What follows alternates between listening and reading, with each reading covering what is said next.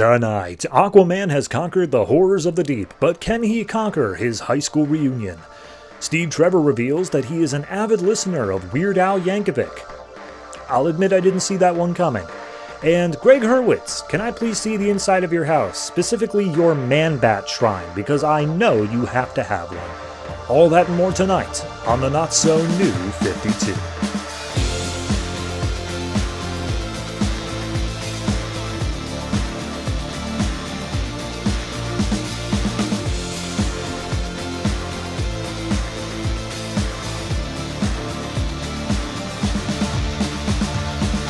Hello everyone and welcome to episode 130 of the Not So New 52. I am your host and I'm going to keep things real brief because I'm pretty sure this is going to be a longer episode. I had a one shot to talk about that I didn't take into account the length of it, and also I just kind of went over on time on literally every single comic. So I'm just going to get right into it, but I do have to say one thing up top here. I've been saying it all month. Next week begins this show coming out on Tuesdays rather than Mondays. I know for most of you, who cares? You're not going to even notice the change, but I like to think there's at least one or two of you that's like, oh no, I use this to start my week because I love hearing you talk about Catwoman so much. Sorry, Catwoman this week was really a test for me, and I'm not over it yet. So, that's all you need to know. We're coming out on Tuesdays, and that's just because leap years didn't line up 10 years ago the way they did this time around. So, what comics came out this week? Well, I will tell you in no particular order. We have Forever Evil A.R.G.U.S, Justice League Dark, Superman Lois Lane, Batman the Dark Knight, Catwoman, Talon, Batman/Superman, Superman, Larfleeze, Aquaman, The Flash, World's Finest, All-Star Western, and Teen Titans. Of note out of that, well, we've actually got quite a few. Superman Lois Lane might have sounded like an odd title out. That's the one shot. It's like Batman Joker's daughter, but focused on a character that actually deserves a one-shot rather than Joker's daughter. Additionally, in terms of events, we got Forever Evil A.R.G.U.S and Justice League Dark are, of course, still doing their Forever Evil bits. We have Catwoman as a tie into Gothtopia and also has found the pit of despair that is Everything I Hate.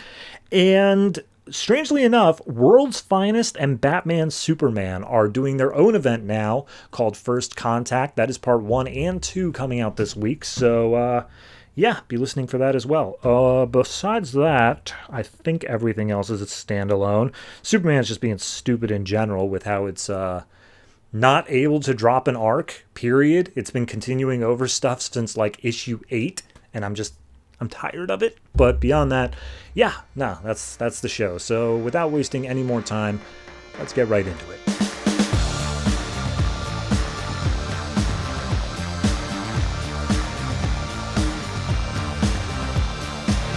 Superman Lois Lane #1, written by Marguerite Bennett, art by Lupacchino, Hetrick, Guara, and Neves. So this is a one-shot. And the only thing you need to know going into it, because it is very firmly placed continuity, is that Lois just got out of a coma. She's been in a coma for a while, and now she's better.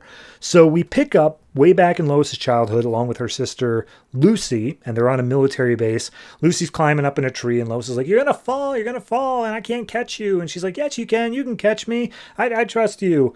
And then all of a sudden, as they're playing in this tree, she does fall, but it's because a military chopper just crashes like 200 feet away from them, and they stare out in awe.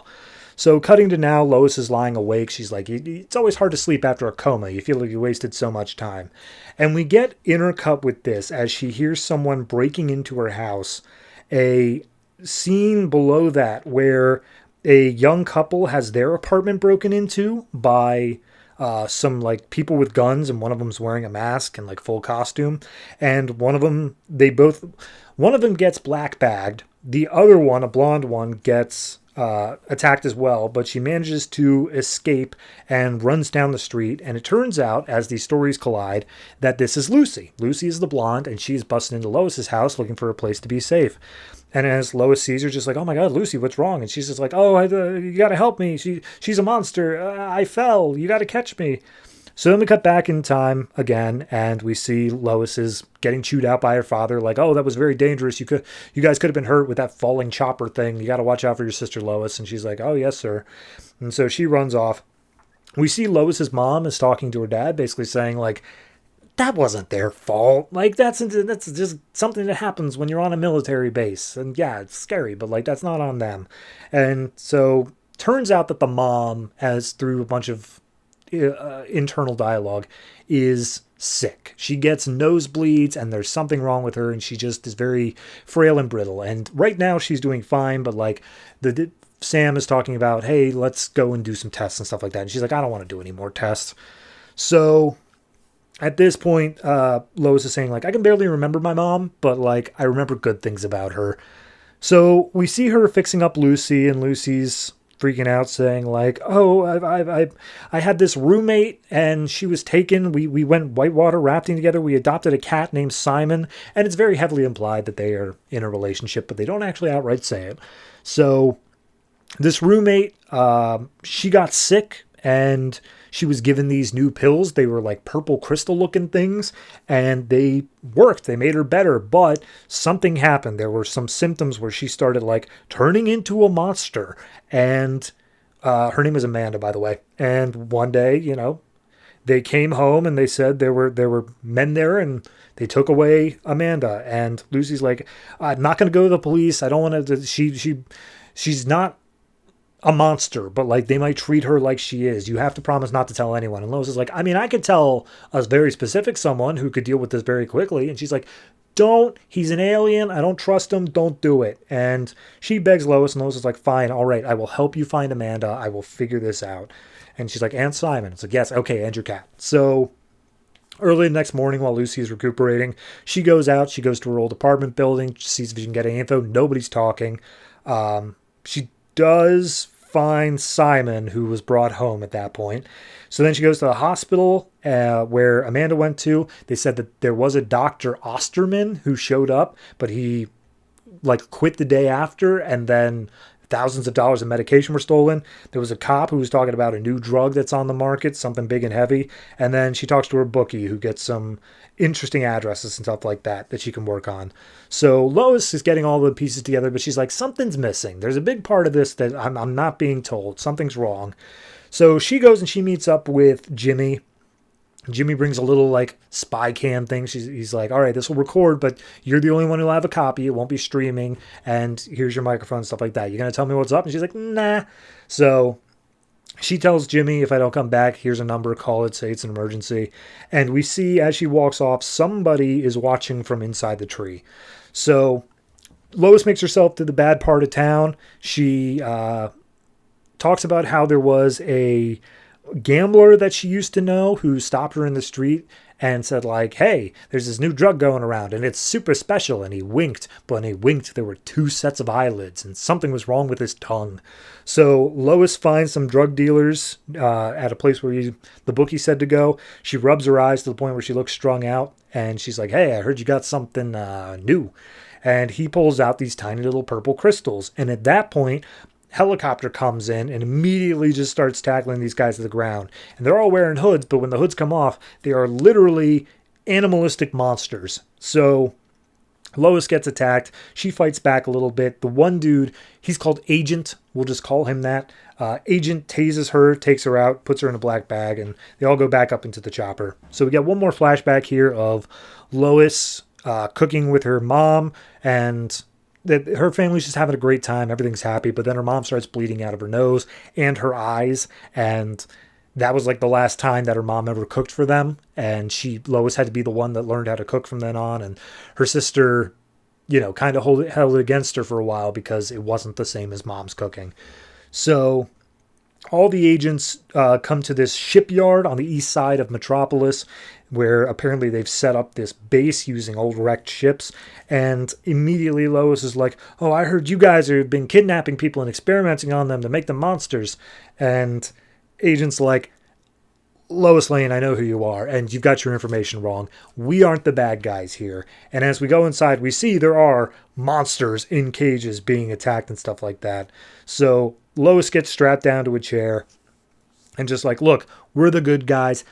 You'll know everything eventually, but like, today's the last day of our thing. We need to focus. So I'm just going to tie you up so you can't cause any problems. So puts her in there.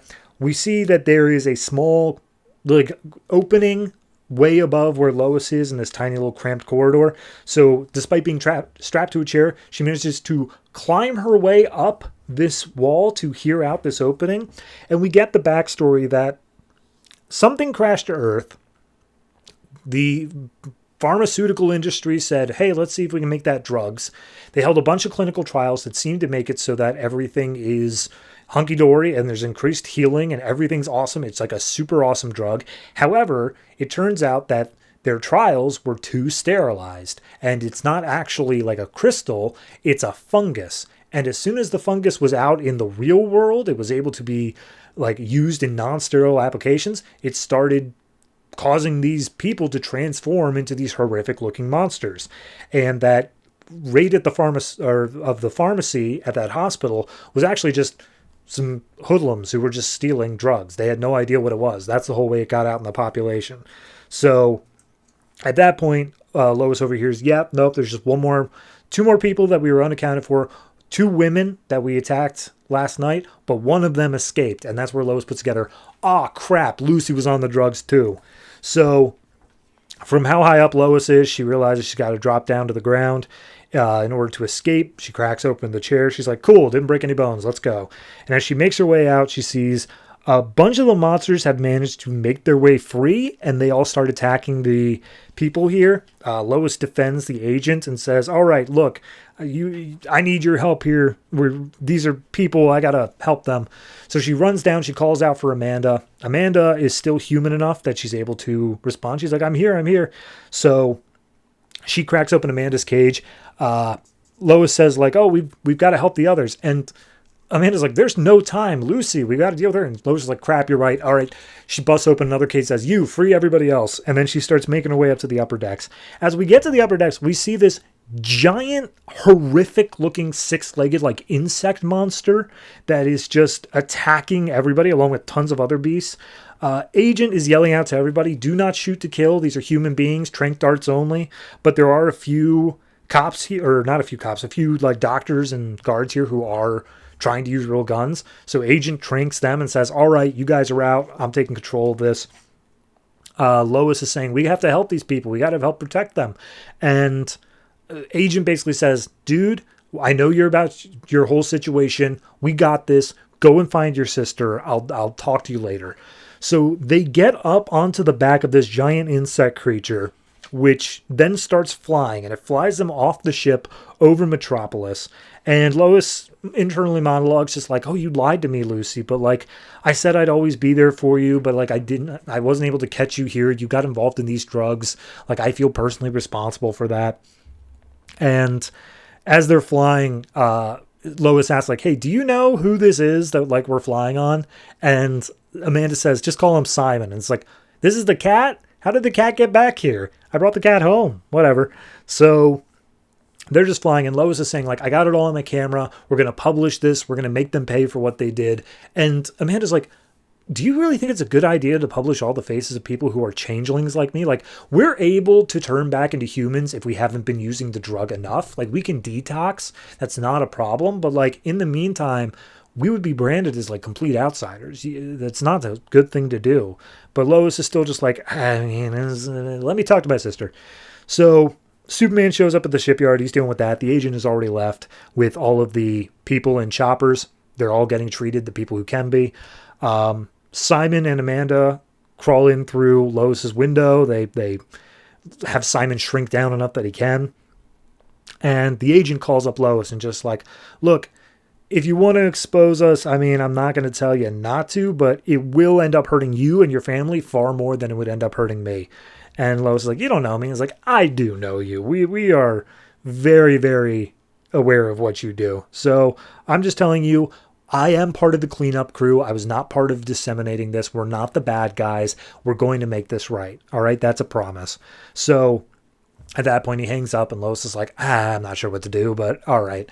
And she goes to open Lucy's door, and inside is Simon the cat. And she's like, wait a minute, that's Simon the cat. What the hell is this thing? And it just starts like growling at it and just like, Jesus Christ. So she goes, gets a baseball bat, and then it starts transforming, and it says, Lois. Turns out it's Lucy. Lucy was the other beast. And she's just like, what? You were there the whole time? What in the hell? You were abusing this drug? What the hell is wrong with you? And Lucy's like, I'm sorry. I know. It's just I saw how good it made Amanda feel. And then it did this thing to her where she was able to get like powers. And I was like, oh my God, that's so cool. And I wanted to be that. I wanted to be special like her. That's all I ever wanted. But then all this stuff started happening and it was just too much. And I'm so sorry I lied to you, Lois. And you must think I'm so stupid. And Lois is like, it's okay. It's fine. I'm sorry. You asked for help and you got it. I'm sorry. How did you end up there though? And she's like, oh, well, I followed you. Like when you said you were going to get Amanda, I thought maybe I could help with my powers. I don't know. So all that happened, and then the final bit here is we have one more flashback to the past where once again she's climbing up on top of a statue, and Lois is saying, you're going to fall, and she's like, oh, even if I do, you'll catch me. And so she jumps off the statue, lands on top of Lois. They both are laughing, and Lois ends this holding Lucy in bed saying, that doesn't mean I'd ever let you fall alone. So it's a cute little thing. It's a nice little thing about not only, a sisterly bond, but also drug dependency and stuff like that. It almost feels like an after-school special in a lot of ways. If it wasn't for the fact that the answer is detox, which doesn't feel like any after-school special I've ever heard. The art changing does work for this because it's done with different flashbacks and stuff, but there are times where it's a little bit jarring. And then additionally, I do like the reveal. I didn't see the reveal coming that this was Lucy because they talk about the cat. They say they brought the cat home, but then they explicitly say like, this is Simon? All right, sure. So I don't know. I found that interesting. All in all, I'd give this, it's entirely skippable. I want to make that clear, but I do think it's still like a solid 8. I think that it's a really nice story for Lois and Lucy and getting a deeper introspection of the character individually rather than having to look at it through the lens of Superman and how he interacts with her. So yeah, good issue. Hard to track down, but definitely check it out if you can.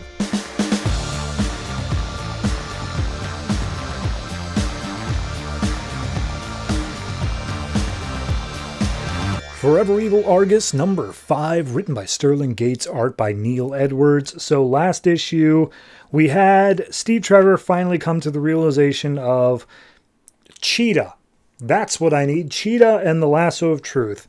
And also we had something of Dr. Light being abducted. Actually, I think that was the issue before last. He was abducted by something called like the Crimson Men. I don't know, but we get follow-up on that now. So this issue picks up in New York City where everyone's making their way into Central Park of like A.R.G.U.S members, and apparently Cheetah was seen out in this park in the middle of Forever Evil, so they're going to try to contain her because that is Steve Trevor's orders. And we see as they make their way into the trees, just screams, and then Cheetah's bloodied face smiling.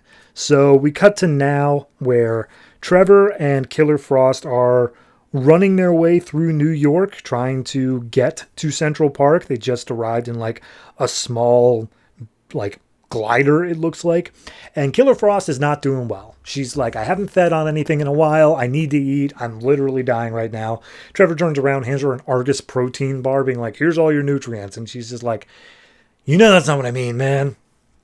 And we see that she spoke to the doctor, the one who made Firestorm, and basically he said like, look, I can't make another Firestorm. You're going to have to find the original if you need him to survive or even cure you. And as they're making their way through Central Park, we see that they're jumped by the Weasel, to which, as Steve Trevor is attacking Weasel, he says, good news, it's Weasel Stomping Day.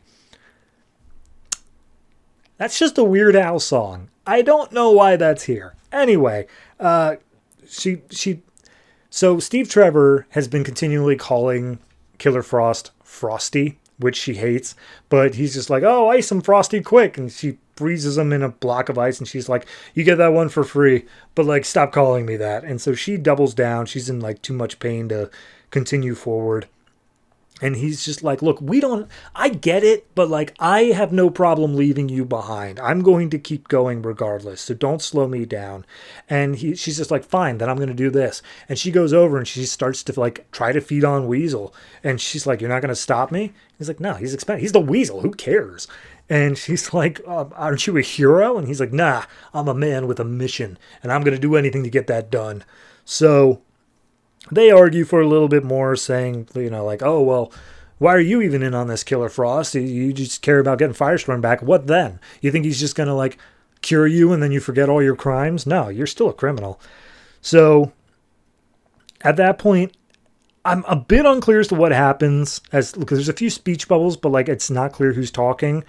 And then Steve Trevor says, we've been made. So all of a sudden they get attacked. Killer Frost gets punched halfway across the woods, and Steve Trevor's attacked by 2 giant dogs. And then he gets the lasso of truth wrapped around his neck, and we see that Cheetah has made a group of animal-based villains, including Lion's Mane, Zebra Man, and like 3 other people I don't recognize. One's a gorilla, one's an elephant, one trains dogs. So we see them attacking Steve Trevor, knocking him out. And then we go to an unknown location, and that's where the Dr. Light thing comes back. He's being led by the Crimson Men, who are basically saying, like, hey, we are a hidden, like, organization, even older than Argus, and we feel that Argus has done you wrong, Dr. Light, and we want to be able to cure you. We have mystics who can see into the future. That's how we knew where you were. But we also have science as well, and we're blending the two together. And we see he's led into this lab where there's this whole huge, like, experiment thing going on, and they lead him over to this machine, and he's just like, what, that thing's supposed to contain me? And it's like, no, not contain you. It'll drain off your excess energy. We think that with enough time with it, you will be cured of your current affliction. You can go see your family again. But if you're going to be with us, we need you to do something for us. So tell us everything you know about Colonel Steve Trevor. So deeper in the woods of Central Park, we see that they are Killer Frost and Steve are in cages. All of the animal people are around. We get the gorilla one is named Primeape, who is an Argus scientist who messed with gorilla DNA, and he still wears the suit to hold on to his humanity. The dog one is Hellhound. He's a martial artist who trains big dogs. And then they don't even know the elephant guy. He's just here, but he's like an elephant guy. So at that point, Steve Trevor's like, all right, Killer Frost is pretty out of it. She's not going to be much help. I got to do what I can here. And so he taunts Cheetah into, like, throwing him out of the cage. They start fighting each other, and Cheetah immediately wraps up him in the lasso of truth and just like, now we're going to find out some inconvenient truths about you, Steve Trevor. Then we see there was one other smaller animal member here named Mauschen, who's a mouse, who's German, I believe. And we see Killer Frost is just like taunting Mauschen over, just being like, hey, Mauschen, come here, little guy. I want to see you. Come here. Okay. So Cheetah's taunting Steve Trevor, being like, oh, tell me the truth. Do you think, like, how do you feel about Wonder Woman macking on Superman? Do you think she needs more? How do you really feel about that whole situation, Steve Trevor? And Steve Trevor just responds. You see his internal thought bubbles like, don't speak, shut up. But outside he says, like, I am so sick of everyone defining me by my relationship to Wonder Woman. I am a hell of a lot of things. I am an Air Force captain. I am a colonel. I'm a brother and uncle. I also am a hell of a reader. And she's like, what do you mean by that? And Steve Trevor reveals that he studied the lasso of truth via books, and it will only answer to whoever is the purest of heart. When Wonder Woman's using it, she's obviously the one that it answers to because she's purest of heart. But in this situation, where Trevor's on one end and Cheetah's on the other, it's going to answer to Trevor. So he's able to uncoil it from himself and bind up Cheetah instead. Meanwhile, Mauschen gets attacked by Killer Frost, gets his life force drained, and she's like, okay, that's a good little snack. It should be able to carry me out. So she gets out. She immediately freezes the elephant guy before he's able to land another punch. And we see Cheetah's also been taken out, and he's like, oh, I'm Steve Trevor. I'm going to save the world, as he's holding the lasso of truth, so you know it's true. So they take out the rest of the animal gang for a little bit, but then all of a sudden, as they're running their way out, there's a big flash of light in a crater in front of them, and then Dr. Light has Steve Trevor by the throat saying, hey, man, sorry, but for me to live, you got to die. So that's what issue 6 is going to be about, fighting Dr. Light. I like the little animal gang. the zoo crew that Cheetah has put together. It's actually pretty funny there. Steve Trevor makes the comment that like these guys don't usually work in teams, so the lasso of truth and Cheetah's own powers must be at play here. But no, I think this is a perfectly fine issue. I'm glad we finally got something with Killer Frost, but like need to feed there. That's always a good thing to focus on in order to give some pathos to the character. Beyond that, I'm not really sure how this book's going to end. Clearly, it's going to be a fight with Dr. Light, but like he has the lasso of truth now. Does this book show the freeing of the Justice League? Do we save that for the Forever Evil core book? We still need them to find Firestorm, which is what's been going on in Justice League of America. So it does feel like a whole bunch of stuff can cross over, but I'm not sure where this book specifically is going to end. So I guess we'll see. Overall, I'm going to give this one a 6.5. It's fine. It's just not great. It's a little bit under what I would consider to be like a quality book, but it is perfectly passable.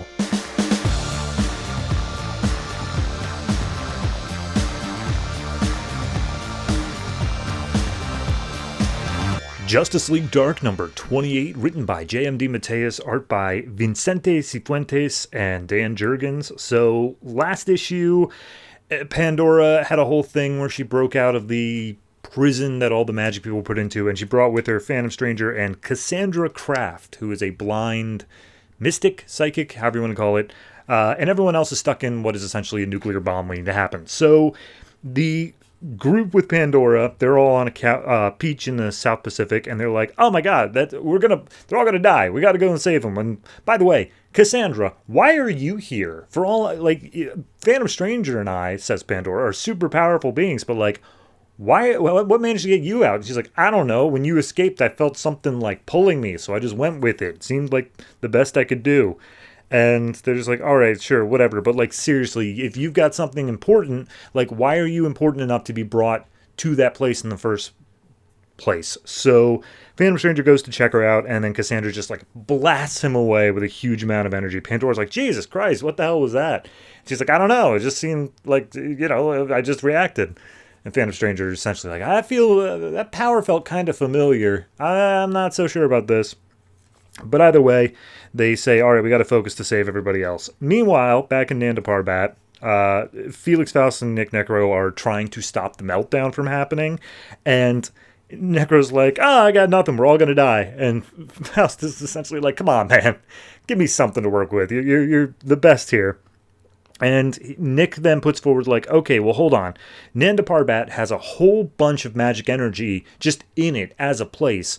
What if we used that? That could be enough power to stop the meltdown. And he's like, okay, that's a good idea, but that's all light magic and we're dark magic, so we can't touch that. And he says, what if we funnel our magic through someone who uses white magic? So they take Zoriel off of his rack and they shove a spear in him just to go full Christ metaphor. And they use that as a channeling rod to use Nanda Parbat's magical energy to stop the meltdown from happening. And Zoriel then collapses down and is just like, cool, awesome, we did it. Now let's go ahead and get Zoriel back to his place where he needs to go. And then Zoriel sits up and he's like, I ain't going back. And he flies up into the air. He opens up a portal to heaven saying, like, I'm out of here. But then Faust uses his magic to grab onto him and just be like, you got some powerful magics, boy, but they ain't powerful enough. And he throws him back down to the ground and rips off Zoriel's wings. And in doing so, he drags him back into the torture chamber. So then we get an extended sequence where Zatanna and Constantine are watching this happen from a in-between dimension that Constantine, I think, literally calls the in-between. Zatanna calls it the gray, so I'm not sure which one it is. But regardless, this is some level of like telepathic connection they have with each other, and they aren't able to be noticed here. So Constantine's basically just laying down the thing of like, look, we got to figure out a way out of here. Screw everybody else. I came here for you and you alone. And Zatanna's like, you shouldn't do that. Like, we need to be able to save these other people. Like, if it were all of humanity or me, you would choose me? That's what you're saying? And he was like, yeah, I've been prepared to do that, like, every single time. You know how I feel about you. And she's like, that's way too much. it's just not going to happen like that. And so she casts a spell to try to bring the rest of the Justice League Dark into this gray area, but because they don't have as deep of a connection as Zatanna and Constantine, they're kind of like torn between the two dimensions, so it ain't going to work out for them. So she dispels the spell to make sure that they don't get like torn apart. And then Nick Necro shows up and he's like, hey guys, remember our backstory? I also have a telepathic link with you. Like, I can talk to you guys here. And Constantine goes to throw a punch and he's like, don't bother. We're all incorporeal. I'm simply here to talk. I just want to talk to you guys about this stuff. And he's just like, all right, fine. But like, we don't have a connection anymore. Don't act like we're super close. And he's like, oh, we're always going to be close, Constantine. That's just how this is. Because deep down, even if I don't want to admit it, like, you and I, like, we love each other. Same with Zatanna. Like, we had a special bond there. Look back on what's going on. He shows what's happening in the world, showing like, yeah, look, Faust sucks. He's the worst. I don't want to work with him. I want to work with you guys. You guys are cool. We can take back this world from the crime syndicate and we can do whatever we want with it. And Zatanna's like, oh yeah, you want to remake the world in your own image. He's like, no, not mine. Ours, collectively. It's a thing. Plus, we're the good guys here. If you recall, there's something that's going to be attacking, and that's the whole reason we're building this super weapon. It's something that even the crime syndicate's scared of. We can take them all out. So what do you say? Work together? And Constantine and Zatanna hold hands, and they're just like, sorry, man, we're not going with you. And he's like, fair enough. So then he undoes the gray or the in-between space, and it turns out that was all just a distraction. He was just bluffing the whole time. And they are actually now stuck in this testing area, like specifically for them. And he's like, yeah, I knew you guys would fall for the love and friendship stuff, so here we go. And he starts up the machine. It burns out their magical energy, but not enough to completely drain them, so they fix themselves. They come back, and he just keeps doing it over and over and over and over and over and over again. And I gotta say, the art's a little bit lazy here because it's just copy and paste the same panels like 5 times in a row. But that's when Faust comes up being like, dude, you're gonna burn them out. We're supposed to save them for the big moment. And Necro just like slaps him away. Just be like, get away, I gotta do this. And Faust finally reveals, like, you always underestimate me, but that's my mind dying. I'm actually super powerful. Don't you forget that. So he shuts down Nick Necro and tells him, like, look, it seems to me the only reason you hate them so much is because you cared about them so much. And he's like, I don't care about them at all. I never did. And he literally sheds a tear. So going back to Phantom Stranger, Cassandra, and Pandora, they somehow realize that the meltdown's been averted. And they're like, all right, well, I guess we don't need to worry about that. So let's go recruit some allies that are not currently caught up. Chris Esperanza, who recently became Magic Jesus, let's go ahead and get him engulfed in all of this. So they go to his house, and then immediately they are swatted away halfway across the city by the hand of the Spectre, who says, Phantom Stranger, leave that kid alone, I swear to me. So, yeah, that's where that leaves off. I like it. I don't know. I feel like we've done this exact thing with Nick Necro before in this very book. I feel like that was the first time he showed up. We already did the whole thing of like, oh, I don't actually care about you, but like I secretly do because we were friends and I just want to be loved again. Like, I don't know. That part kind of feels played out to me. As for Zoriel losing his wings, that's a big moment, so I'm all right with that. Yeah, I don't know. It just feels like the next part of this. And again, we're on part like 14 of this event, 14, 17, somewhere in there. It's gone on too long. I think that we've outstayed our welcome. This should have stopped tying in by this point. But hey, regardless, I think I'll just give this one I'll give it a 6.5 and just call it there.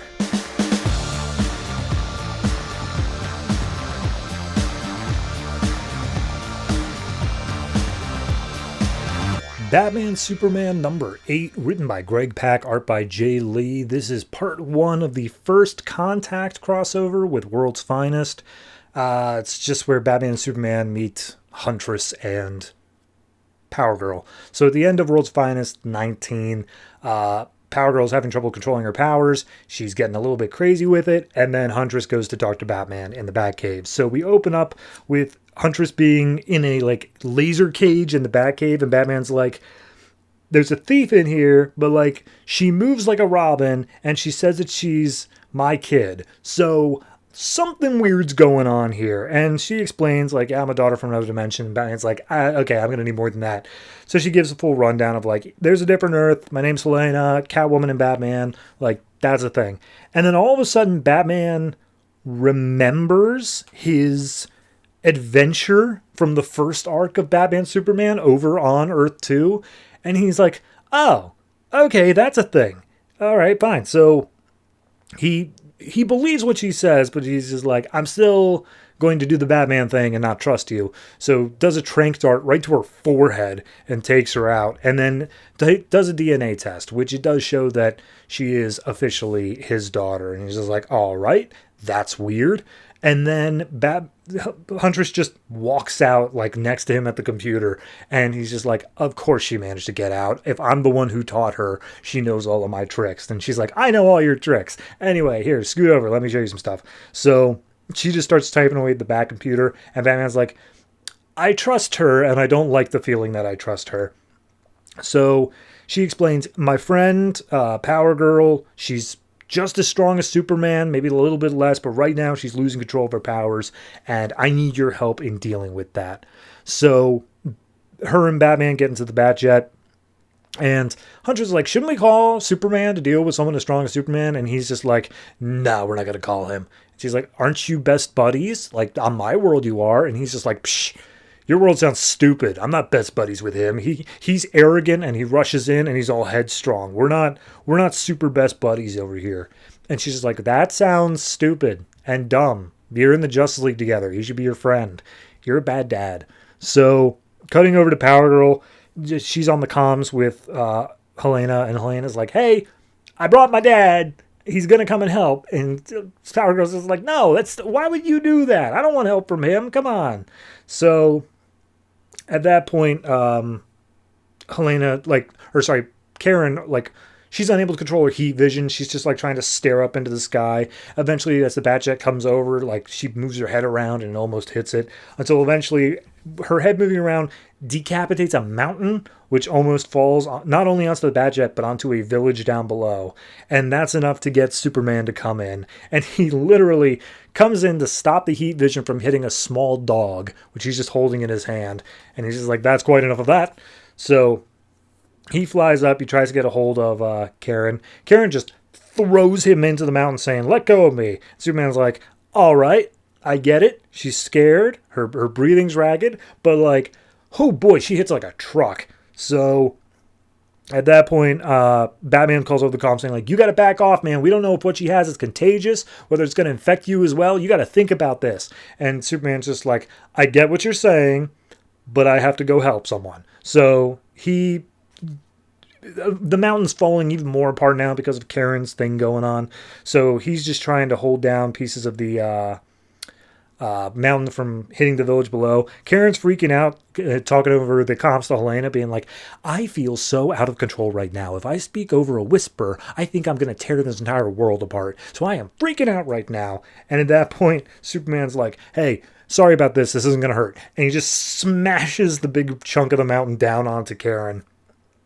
And at that point, that does manage to like take her out a little bit. Superman's like, yeah, no, the dust of the mountains should be like stopping the sunlight enough that you should get a little bit of your powers draining. How are you feeling right now? You're from Krypton? And Karen's like, yeah, I'm from a Krypton. And that's where Batman comes up and he's just like, hey, you gotta go, man. Once again, we don't know what's going on with her powers. You gotta be out of here. And just like, Batman, I'm the only one who can contain her. Karen, right? Yeah? So, do you trust me? And him and Karen head out into the middle of the Pacific Ocean. No one around for thousands of miles. And he's like, all right, you can't hurt anybody here. I'll save the dolphins if you end up shooting them. Just relax. And she's like, I am relaxing. She's like, no. You're still concentrating on not letting go. Just relax. Let it out. And all of a sudden, this huge burst of energy explodes forth from her. And He's just like, all right, you feeling good now? This is the same sort of thing I had to go through when my powers started happening. I was shooting flames out in the middle of a cornfield. You just got to have a place that you can let it go. And she's just like, yeah, no, I feel great. And they high five. And Superman calls out just being like, look, we're going to take care of it. As much as Batman is annoying, he knows what he's doing. We're going to make sure that this isn't something that's going to keep coming up. So at that point, Batman and Helena have been looking over things like solar winds and sunspots and stuff like that. Anything to try to figure out what's causing this on Karen's side. And he tells Superman we haven't found anything yet. Hangs up the phone. But turns out he was lying. And Huntress is like, why are you lying? Don't lie to Superman. And turns out that everything's coming up in a country called Relasia, which is now known as New Gamora, because a guy showed up and basically took over named Kaizen Gamora. And he's just going to be, he's doing something. Something about this country is causing Karen's powers to go haywire. And Helena points at him and just be like, oh, that guy? No, we can't tell them about that because that guy dated Karen back on my Earth. So we go to the President's Hall. And if you remember, this I think was the annual issue of World's Finest where we got to introduce this guy. But anyway, we go to the President's Hall of New Gamora as Bruce Wayne and random unnamed girl. And everyone's like looking at them. So Helena smacks her dad in the face and just be like, oh, you pig, and storms off. Enough to get behind the scenes without being questioned too much. Bruce talks to Kaizen to get any more information as Helena goes back and gets a whole bunch of stuff out of their computers. So at that point, Helena makes her way back to the party, says, all right, yeah, let's go home. I don't want to be here anymore. So she leaves. We then see Karen and Superman are flying away, and Batman's like, hey, where you at, Superman? He's like, oh, I'm like 2 clicks away from you. He's like, how did you know? He's like, I wasn't going to let you go on your own. Clearly we were following you. And that's where Batman comes up saying, you need to get as far away from Power Girl as possible. She's going to detonate. Like, this is a time bomb situation here, and we can't have you be near it. And Superman's like, you probably heard that, didn't you? To which Karen just spikes him into a mountain and says, like, sorry, Superman, you're too important. She starts flying up out into the outer atmosphere, and Superman gives chase. As she gets out there, something happens. Her powers like explode out of her. She starts falling back down to Earth. Superman goes to catch her, and Batman's like, this isn't good. We don't know if you're immune to this. But he's like, I got to do it anyway. It's the right thing to do. So as Superman catches her out in the outer atmosphere, his own powers start going haywire as well as he starts exploding energies out of it. So that's the end of part 1. Part 2 is literally the same issue. The next issue of World's Finest, issue 20, that's out this exact same week. This is fine. This is good. I have not a problem with Jay Lee's art. I think it's very striking and very unique, and I like the way it looks for the most part. But there are certain aspects to it, like the Bat Jet, and whenever they go to interact with a computer, that I'm like, have you ever seen technology before? Because it doesn't look like that, and I don't know what you're doing. But beyond that, it's very stylized, and I do enjoy it. I would say this probably as a crossover it's enjoyable. So I'll give it like a 7.5. So I don't know what the point of the crossover is, what we're going to end up in the end, but I'm enjoying the setup.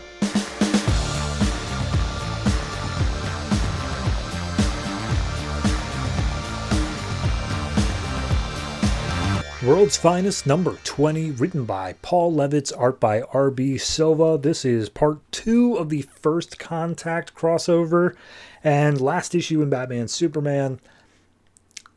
They met, and apparently there's a guy in New Gamora who's causing all the problems with Karen. So Superman, in trying to save Karen, has been infected with whatever the problem is as well, and they are falling out of the sky together. Batman and Helena come in just like, yeah, he never listens. It's the family thing. Let's go save him. So as they're about to go in, Helena comments like, this looks like my dad's Batjet, but there are no guns. And Batman's like, your Batman has guns? So as they're falling out of the sky, Karen ends up waking up, but the Batjet deploys a net, which catches the both of them. And Superman like starts glowing. And so as they fall down onto the ground of this New Gamora place, they run out of the jet with like medical aid and stuff like that. Karen's like, all right, I blew off so much energy. I'm feeling fine now, but something's going on with Superman here. And Batman checks on him saying like, oh, he's burning up. He's alive. And his vulnerability is also nearly depleted. Like he's about to like go here. And Karen says, you guys may want to back up. You guys need to go. And Batman's like, nah, we're not going anywhere. So he puts on like, Batman puts on like a special thing and he says, okay, I've got this kryptonite ring. It should be enough to depower him so that he's not going to explode anytime soon. Like we just need to delay this until we can get more information enough to save Superman. So at that point, he basically says like, all right, look, I am going to need some help here. Power Girl, are your powers still working? Are you good? And she smashes some rocks. She's like, yeah, totally. He's like, great. Helena, you're going to stay with Superman. You're going to make sure he's cool because he's essentially mortal while he's got that kryptonite ring on him. We're going to go we're going to go invade the place secretly to get more information. So Power Girl flies off with Batman in tow, and Helena stays with Superman. And Superman comes to and just like, Huntress, hey, what's going on, man? Why do I feel literally so awful? And he's just like, well, we've got a whole bunch of stuff going on. But Superman still has enough of the super senses to be like, oh, there's trouble coming. So they look over the ridge and they see a bunch of robots flying in. At least he looks like a robot. And the thing says, oh, the nanite swarm led us here. But I don't see the Kryptonian woman. Tell us, where is she in Gamora's name? And Huntress is like, oh, I'm not telling you anything. And she blasts him with a exploding tip arrow, which seemingly does nothing. He just continues to fight her. And she does manage to take him down. And Superman's like, wow, you really are Batman's daughter. And he's like, oh, you have no idea. So back on the outskirts of New Gamora, Batman says his plan, be like, look, the Gamorans already know about your other identity. So you just walk in as Karen Starr and I'll do like another thing underneath. And Power Girl cuts him off and just like, no, I'm not going to be bait.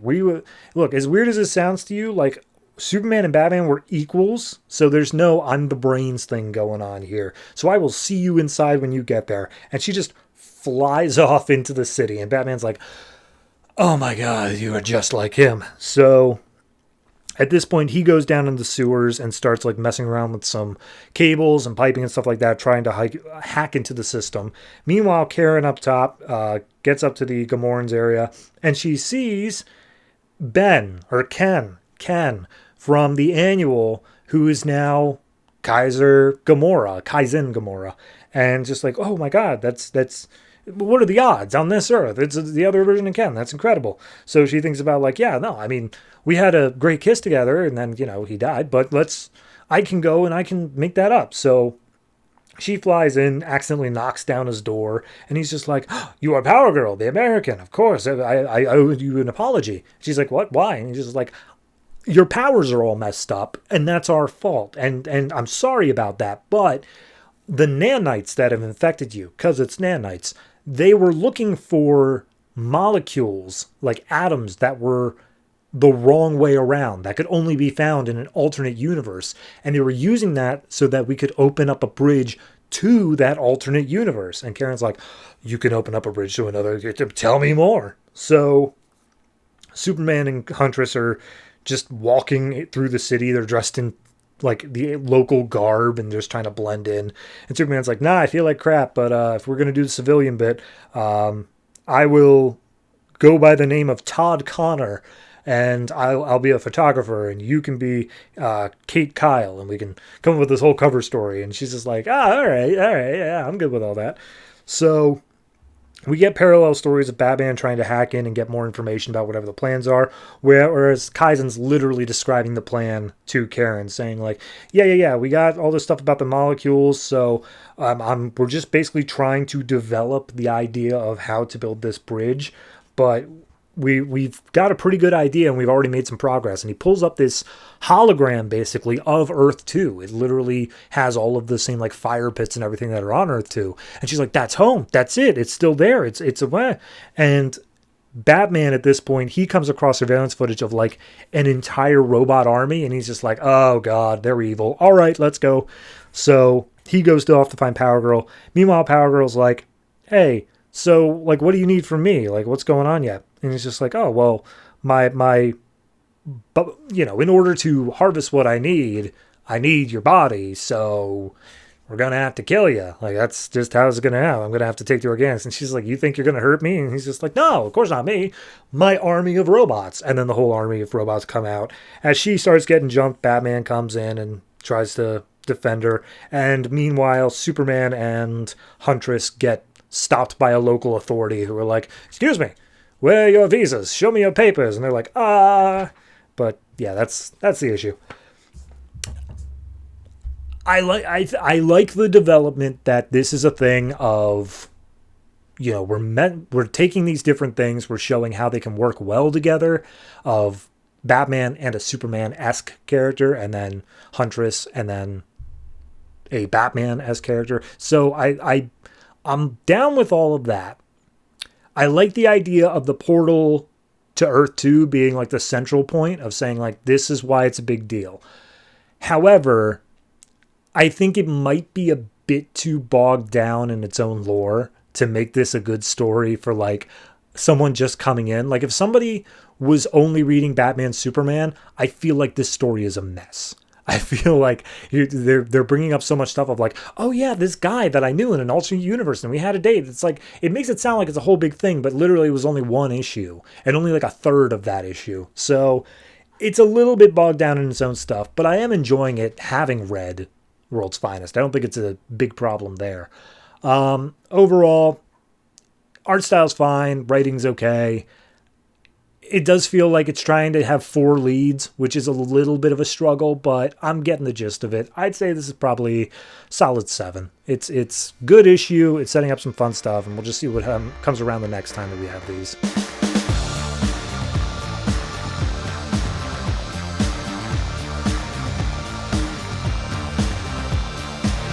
Catwoman number 28, written by Ann Nocenti, art by Patrick Olliffe. This is the follow-up and continuation of the Gothtopia storyline. It's a tie-in.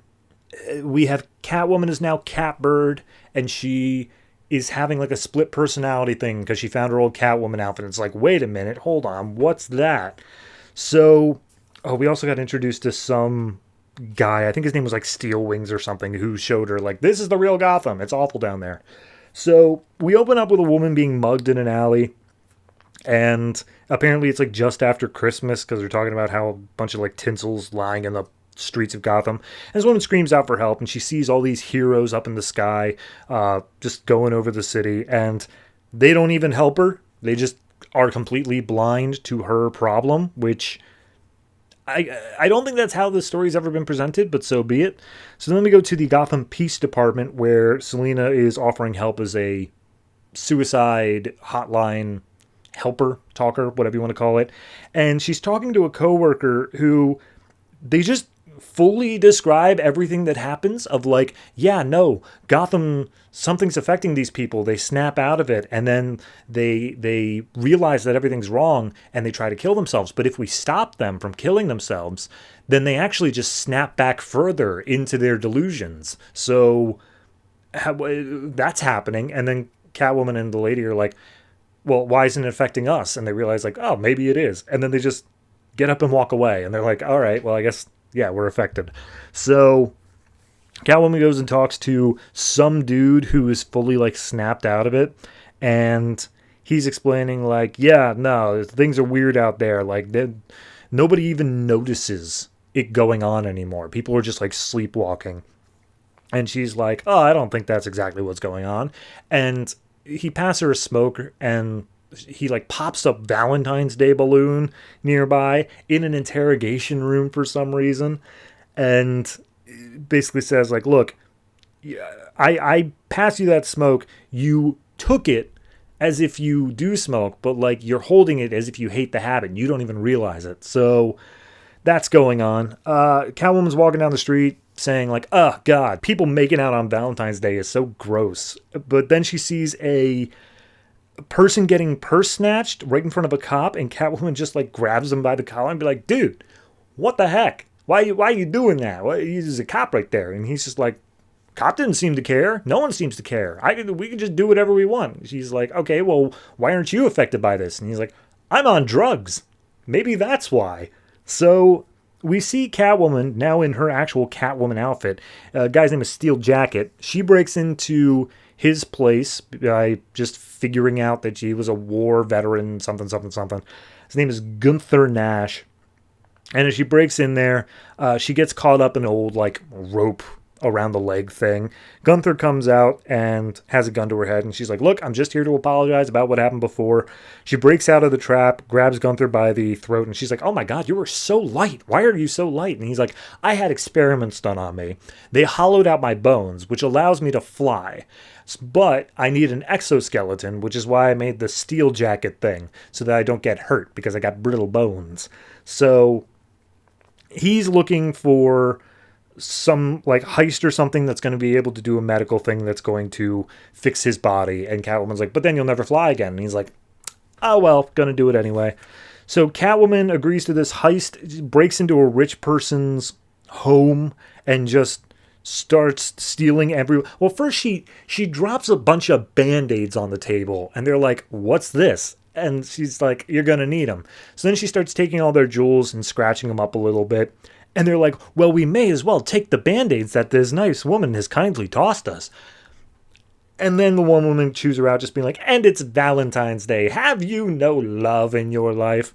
So Catwoman takes their dinner, literally eats it in front of them, and is just like, hey, you guys are rich enough that you got a white tiger pelt up on your wall. I don't take kindly to that. And then she just walks off.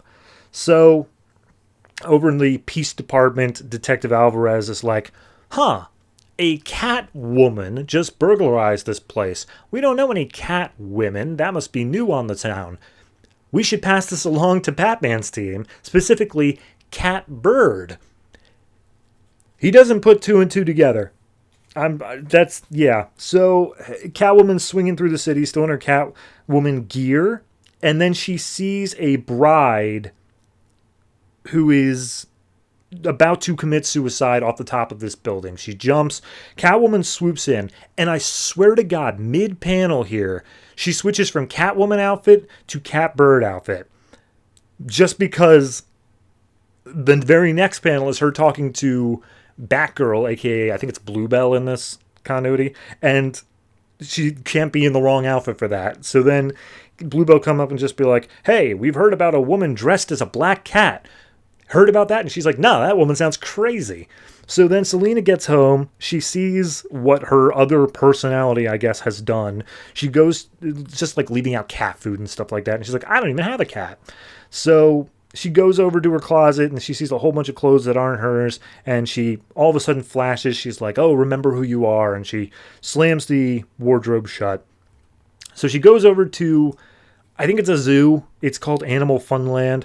She breaks two Black Panthers out of their enclosures and brings them over to a nearby, essentially like a Broadway. Like a whole bunch of rich people are there, and they're like, yes, I hope the ballet is going to be great this year. So they start, Steel Jacket's there, they start robbing all the rich people, but then the entire Bat family shows up. And I do want to make clear here, it's the entire Bat family, that besides Batman, who's already been locked up at this point. But specifically, they make the point of saying, check out Batgirl, Birds of Prey, and Talon for tie-ins to like see what they were doing. Talon does not have a tie-in, which just goes to show you editorial really just has no idea what's going on with this event. So they come in, they start trying to fight Catwoman and Steel Jacket. They try to take the disguise, but of course, most of the bats have some sort of gliding or grappling stuff, so Catwoman gets kicked around a whole lot. Steel Jacket comes in, says, curl up in a ball, I'll protect you. And he uses his steel thing to encase her, bounce off the ground, and then just fly away at like a Mach speed, and all the Bat family loses track of her. So he dumps her over the Gotham Harbor. She comes out. The Black Panthers are just there, like miles away. They just show up, and she's just like, geez, I can't believe I believed that delusion of happiness. What a sucker I was. And he's just like, yeah, well, stay tough and it won't. Anyway, I got another heist. You wanna come in? And she's like, no. I gotta think. And he's like, oh, well, what do you need to think about? And she's like, I don't ever want to be a freak again. I'm slipping back. I'm once again, I gave up the delusion and I'm slipping back into it. I will never be Catwoman ever again. I love my new job in life.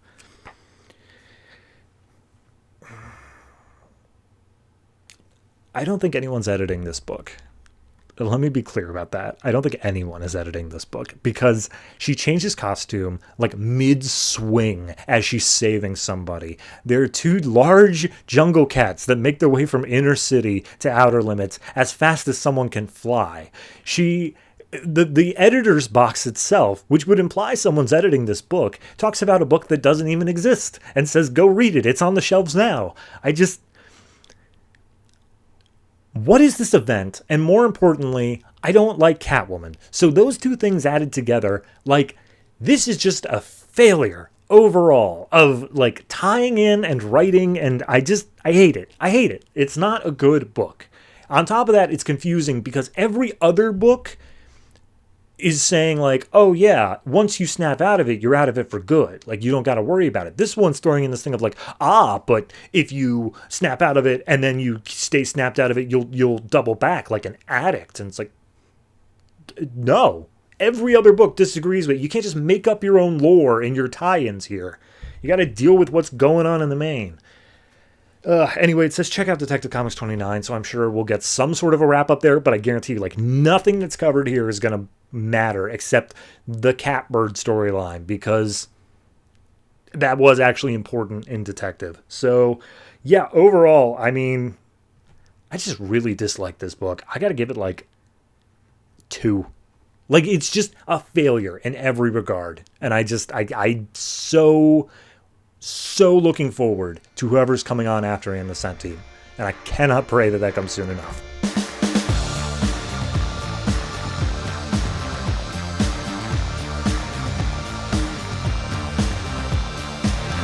Batman The Dark Knight number 28, written by Gregg Hurwitz, art by Ethan Van Sciver. So, who wants more Man-Bat?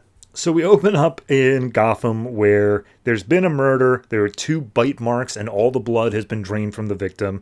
They get some samples and stuff like that, that being Gordon, and then Batman just shows up behind Gordon, goes yoink, and takes one of the samples, and just leaves. And Gordon's like, I'm sorry, what just happened there? So, over at the lab of Dr. Kirk Langstrom, Batman crashes in, and Kirk's like, I know why you're here.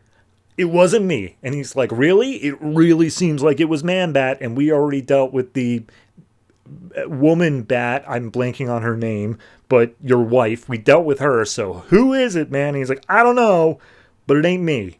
And Batman's like, fine, but I know where you live. And he goes back out the window.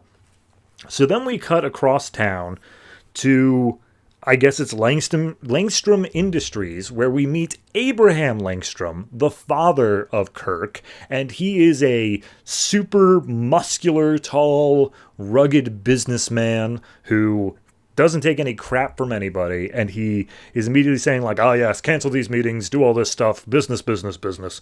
And his internal monologue's basically saying, like, I made my first $1 million by 20 and then my first billion by 30. I've done everything life has ever thrown at me, and I've already completed it all. What do you get for the man who has everything? Well, my stupid idiot son came up with a formula, and I'm going to use that to hunt man. That's right. We're going full. The greatest game is man. So we see him, like, just thinking about the hunt all throughout the day as he's going through his business stuff until it reaches the end of the day. Secretary's like, sir, we're the only ones here. Should I go home? And he's like, yeah, get out of here. So he takes the Man-Bat serum, and he's like, yeah, when the She-Bat thing happened, I purchased all of the serum off of her, like right before she was caught, and therefore my scientists have been using it to not only refine and, like, become more potent, but also the fact that I'm using it to make money. It's not just my own personal thing. Like, I'm seeing dollar signs here because, like, yeah, it can cure deafness. That's a thing, and people are willing to shell out for that. So clearly that's what any good businessman would do. But then also I'm taking it because I need the rush in my life that I have lost over the years. So he takes the Man-Bat serum, and we see that he is the biggest, most fierce Man-Bat to date. So He's going out on the city. We see Batman is running some tests, and he's sitting with Alfred, and they just talk about the tests for a while, but then Alfred's like, Master Wayne, Man-Bat freaks me out. And Batman's like, what? Why? Any more than the other rogues? And he's like, yeah, no, because Man-Bat is your opposite. Not only is the name reversed, but he also is someone who rules the skies, not looking to fight injustice, but to bleed the city dry. Like, he's your total opposite. And he's also evil. So, at that point, they run a final thing on the new serum that they got, and it comes out to say there's a patented protein in it that belongs to Patriarch Pharmaceuticals, because we really got to have the Patriarch thing going on. So they already know the business is owned by the father. They know that he's the Man-Bat. It's all figured out. So we see Abraham flying over the city, and he's just like, all day long, my brain is rushing with thoughts on what businesses to buy and which people to fire and all this business stuff. But when I'm Man-Bat, all those thoughts are still happening, but it's like white noise in the background. All that matters is the thrill of the hunt. And we see him going down into homeless camps, and he just grabs someone, feeds, and just flies off. And he's like, oh yeah, the need for speed is something, but far eclipsing that is the need for feed. So Batman talks with Lucius about getting an antidote made because he needs to cure Abraham in order to fight him. And Lucius is like, that's a bit weird. You've been doing a lot of favors for the police. Anyway, do you even remember Abraham? Do you remember him at all? He's like, no, should I? Have we met before? And he's like, no, when you were a kid, Abraham hated Kirk Langstrom. He thought he was a failure of a son, even growing up. But you were Bruce Wayne, man. Abraham loved you. He thought you were the coolest. So we then see back at pharmaceuticals, Abraham comes back, he de-transforms, and Kirk is like, Jesus, Dad, you're doing the thing I was doing. And he's like, shut up, son, you're a failure, and I hate everything about you. You couldn't see over your test tubes and your beakers. You couldn't see the money right in front of you. And he just chews him out and says, I am the better Man-Bat. I'm the better man, period. You suck. You should have been more like Bruce Wayne. Now that kid, he had some spunk. So Abraham drives home. He goes back home. Also, he threatens that he's going to kill Kirk if he does anything. So he heads back home, and he's just like, oh yeah, no, that the rush of becoming Man-Bat is my only thing in life right now that I give a damn about. So I'm going to keep doing it, even if I know I'm addicted. So Alfred once again says the same stuff of oh yes, I'm surprised you don't remember Abraham. He totally was into you, man. Not in a weird way, but he thought you were the best son ever. And also, the whole thing that your father hated him because he did the same stuff that your father did, but evil. So, he bought companies and stuff like that, not to improve Gotham, but to strip it dry and take all the money for himself. So, Man-Bat's really the opposite of you. We're going to keep harping on that until you get it. So Batman goes out in the Batjet. He's got his antidote applicator, a giant-ass needle, and he sees Abraham flying around, and he's like, all right, he's flying around the city like me. I get it. We're two sides of a coin here. So he jumps down. He starts fighting Abraham, and he's like, Jesus, yeah, no, this guy is a bit more than I was expecting. He's a bit stronger, a bit bigger, so I need to get this antidote ASAP. And he goes to jab him with the needle. Needle breaks off because the skin's too thick. And then Man-Bat chews through the ropes that Batman was using to hold on to him, and Batman starts plunging to his death as they are several hundred feet above Gotham. And I'd be more concerned if it wasn't for the fact that Batman clearly knows how to glide using his cape. It's not that much of a cliffhanger for me. But beyond that, I mean, it's a fine issue. I'm just, between Detective Comics and this, and they even make reference to Detective Comics. They even say straight up, see Detective Comics 19 for how Kirk Langstrom became Man-Bat. I'm like, there are other people. I get it. You want to tell this story. I think this is Gregg Hurwitz. I think he was the one who was also on Detective. He had a Man-Bat story planned, and he really wanted to say, no, I'm making Man-Bat a thing again. I'm really going to bring him back into prominence. But, stop, because it's all the same story. That's the problem here. We start out with the She-Bat thing, and then we have, but is Man-Bat also evil himself? And then we have, but his father as well. It's okay, I get it, but all they're doing is going down, feeding on the homeless, and then Batman injects them with an antidote, and we arrest them. That's the story. If you're going to mix it up this time, which they very well might, but they also only have one issue to do it in, because this is the second to last issue, I don't think they're gonna. I think they're just going to play the same story again here with a bit more emphasis on we're the same, but different. So, yeah, overall, I think this is a decent issue. I'm going to say on its own, it's a 7. I would say 6.5 if you view it through the lens of like how much of this exact same Man-Bat thing we've gotten within just even the past year. Because it's been less than a year since Man-Bat was introduced, and we've gotten the same story like 4 times. So, yeah, it's a 7.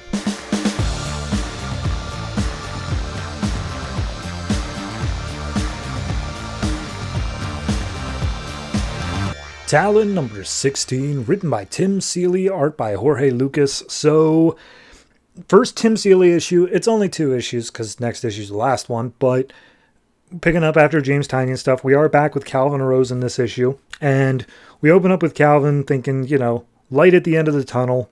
It seems like this is a flash forward in the issue, and he thinks about it's not the first time it happened. I died because of Bane, remember that? But then I was resuscitated. I was brought back to life, and that's happening now. But we then see what's happening in this flash forward is he's in a cave with, I believe her name is Anya, one of the people that he worked with over the course of the series. And inside the cave is a strange-looking man who we'll find out is Lord Deathman. So we cut to 3 days earlier. Over top of Gotham, Casey has rented out a crane of which they are dangling Calvin from it while he is tied up in a straitjacket with locks all around him in a coffin that's on fire. So all that's happening just to test out his escape artist stills, because it's been a while since he's done that. And we see him trying to break out, and he manages to do pretty good. He gets through a bunch of the locks, but then finally he gets stuck on the last one. He can't get the last lock off. And he flashes back to his childhood when he busts through that lock saying, if I don't do this, I'm going to die. And as such, he's unable to get through it. The cable holding up the coffin snaps and falls into the Gotham Harbor, and immediately they launch in to go and rescue him, go and save him. But then Calvin, because he is undead as a Talon, he comes to and he just starts screaming underwater. So they all are driving back to Securitas Island. They're basically saying hey man, because you can't die, maybe make that your whole act. People watch NASCAR for the crashes. Let's show an escape artist who doesn't escape over and over again. And he basically just makes fun of it. And everyone's like, hey, so you want to hang out? You want to do some ping pong or something? And he's just like, nah, I was in the Gotham Harbor. I need to autoclave my body. I'll be back later. So we see him in the shower, and he's looking at his hands over and over again. And that's when Anya comes in, and she's also dressed in a towel. So she explains look, this is the only place on Securitas Island that doesn't have security cameras, and I need to talk to you privately. And he's like, what? Jesus, I'm naked. What's going on? And she's just like, since you came back from the dead, you can't manipulate the smaller objects anymore because you don't have feeling for them. Is that why you couldn't escape that last lock? Is that what's going on? Because if so, I understand. And he's like, no, it's not that. It's not what that is. There's always been a voice in my head saying, if I don't do this, I will die. And that's always been the thing that's managed to push me through my escape artistry, is that I have this voice in my head saying that it has to happen. It's not a panicky voice. It's just a statement of fact. It's a calm voice. But now that voice has been replaced with a voice in my head saying it's not if you don't do this, you're not going to die. You're going to be trapped at the bottom of the Gotham Harbor forever, just screaming out and drowning. And that's a special kind of hell that is entirely different to what he was expecting. And she's just like, all right, look, because I was part of the League of Assassins, I know a thing or two about Lazarus pits. And here she does a full retcon of what Lazarus pits are, which I'm just going to explain here, is that Ra's al Ghul has some lab or something that is extracting the blood out of Lord Deathman under the supervision of Damien Dark, and using his blood is what the Lazarus pits are refilled with. I dislike that. But regardless, that's what's going with. And she's like, there's rumors of this. I have some contacts. I could maybe help us find this stuff. It revives dead tissue. It could cure you of your immortality. So how does that sound? And he's just like, I mean, but like, are you sure? And he's like, yeah, just don't tell Casey. And he's like, why? It's like, because you just described being stuck alone in a box for the rest of eternity. That is a security person like her's wet dream. So she's not going to understand. So as I was describing that bit about Lord Deathman and whatnot, we actually do see that there is a compound, and they are using Lord Deathman's, his heartbeat determines whether or not the batch is going to be good or not, for the Shelley formula, which anyone who read Resurrection Man, that's a callback. So at this point, we see that something went wrong, and we get the opening to Stranger Things where one scientist is running away as Lord Deathman's coming up, and he's just cracking one-liners the whole time. He's like, hey, it's your death day party. Let's extinguish the candles of life. And he's chasing after Damien Dark's like, you let him out? And he's just like, oh, he stopped his own heart. We thought he was gone. It was affecting batches. We thought he was like actually dead. So Damien Dark starts the sanitation procedure to make sure he doesn't get out, but wouldn't you know it, he got out. And he smashes this one scientist's like head against the wall, grabs Damien Dark's jacket and just says like, oh, I am the cold hand of death, and also this is death's size 12 boot, as he, I guess, stomps on Damien. So out in the Arabian Sea, we see that one of her League of Assassins contacts gets them out right over top of where a Lazarus pit is. It's in the middle of the sea, though, so Calvin just dives in without any oxygen or anything because he doesn't need to. And apparently, it's shark-infested waters. It's totally impassable, but Calvin managed to do it because he's so special like that. And as he makes his way over to this vault door, it's just a standard lock, and he ends up breaking his way in. So we see Lord Deathman is still talking with that scientist, and I guess just toying with her. Like, they're not doing anything. He's just messing with her. And there's a point, it's like, oh yes, The Dance of Death by Charles Baudelaire, but I only know the polka. So we then see an even deeper down lab that no one knows about. There's this dude inside of like a mech suit who is like hauling stuff around, and he's freaking out saying like, oh, this is unacceptable. I need to complete this conversion. And he looks at like all these like things. He's wondering why he's awake, why he was awoken. And it shows him security footage of Lord Deathman breaking out. And he's just like, no, that's my subject. Jeez, what am I supposed to do? So Anya and Talon are making their way through the caves. Anya accidentally triggers a trap, and Talon saves her from it. And she's just like, Jesus, I guess I'm off my game after the League of Assassins. And she silences Talon, saying, wait a minute, do you hear singing? And Lord Deathman's just humming a merry jaunt as he's strolling his way down the caves. Anya tries to get the drop on him, slashes a sword, but as she comes out, she's like, oh, there's nothing there. What's up? And then all of a sudden, one of their pieces of tech starts talking. It's Casey on the other end. And she's like, crap, I didn't even realize that was a communicator. Casey's like, what the hell are you guys doing in Pakistan? She's just like, this is not a good time, Casey. We're in the middle of a stealth mission, as we see Lord Deathman looking on to them. And then the final thing we have is the dude in the mech suit saying like, oh, they've all failed me. Anybody left doesn't deserve to live. So I guess they're going to kill them. I don't know who the mech suit guy is. It plays it off as if I'm supposed to know, but I don't. I think it might be a tie into Resurrection Man. Maybe.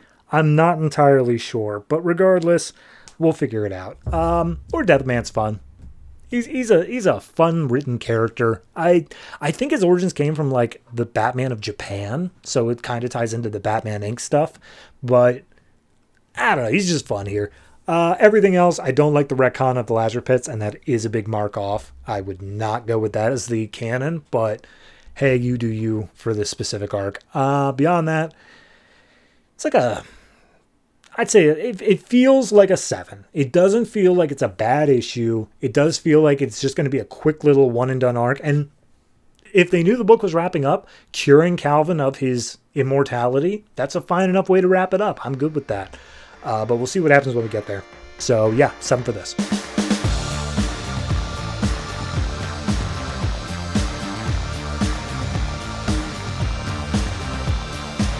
Superman number 28, written by Scott Lobdell, art by Brett Booth. So last issue, it was a whole thing of Lois getting her new psychic powers drained by Parasite, and then Hellspawn showed up at the end because I couldn't hate this book enough.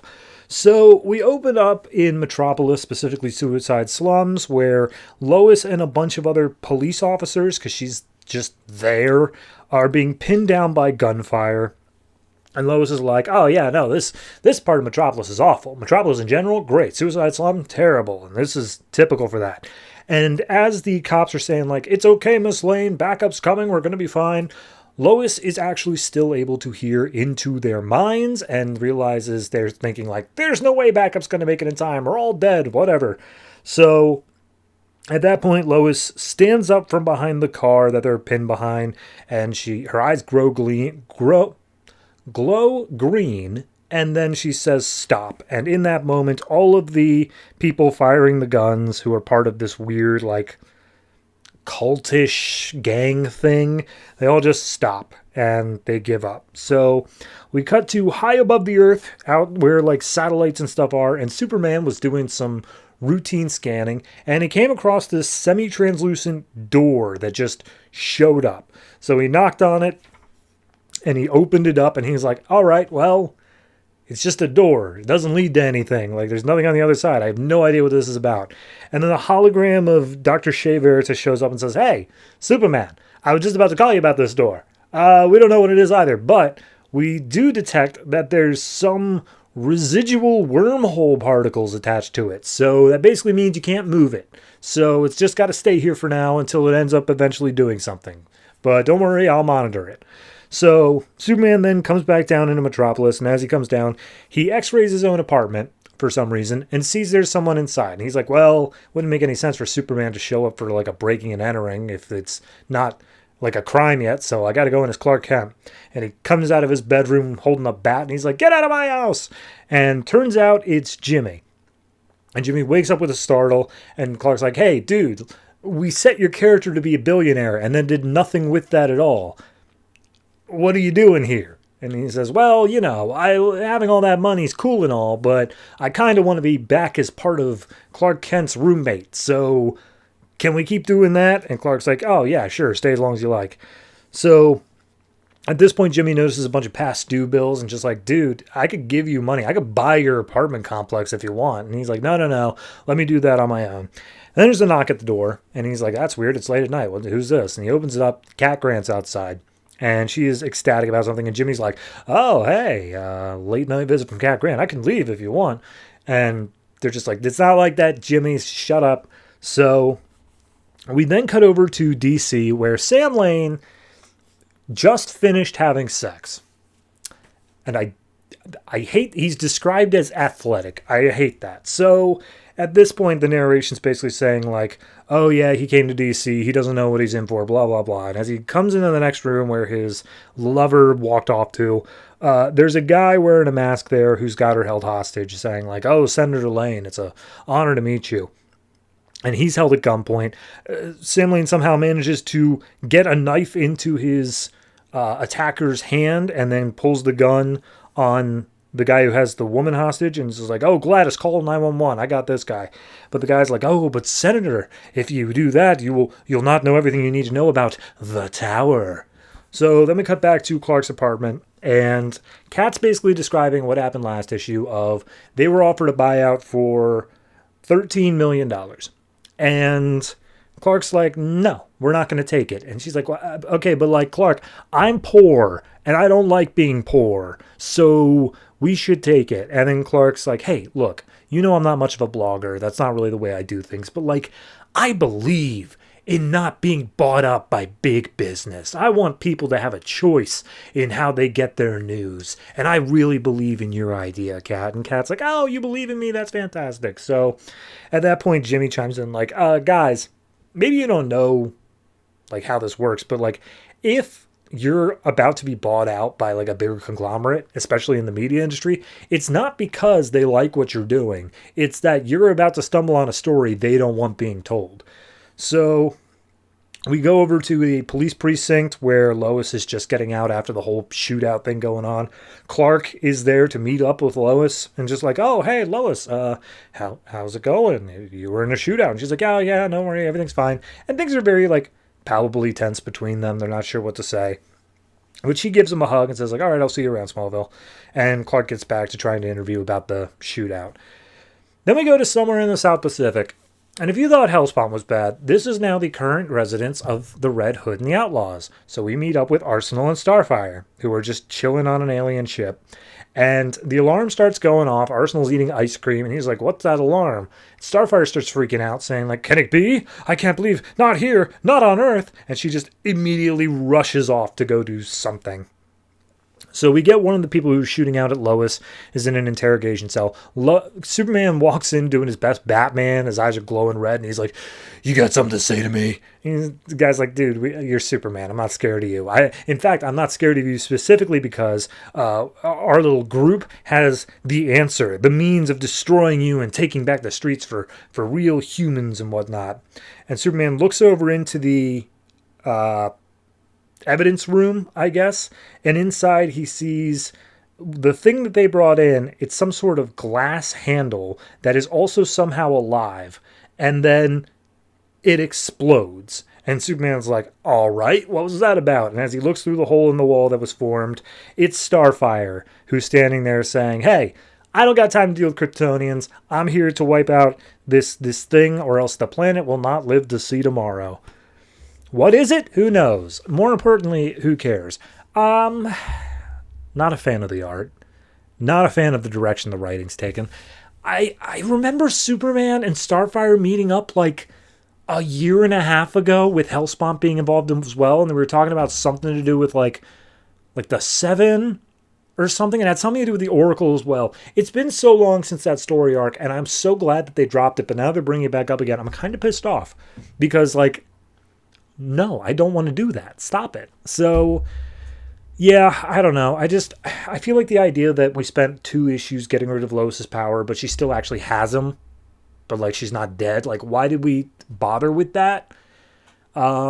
Yeah, no, it's just a mess. It's just a mess. I can't describe exactly why, except that this is all the patterns that I have learned to dislike from Lobdell's writing across all of his New 52 series, and I'm tired of it. So, all in all, I'm going to give this one just a flat 5. I think that because it's setting up things, I don't want to be too harsh on it, but the things it's setting up, I just do not care for at all. We'll see how he managed to execute them, but I'm not that hopeful.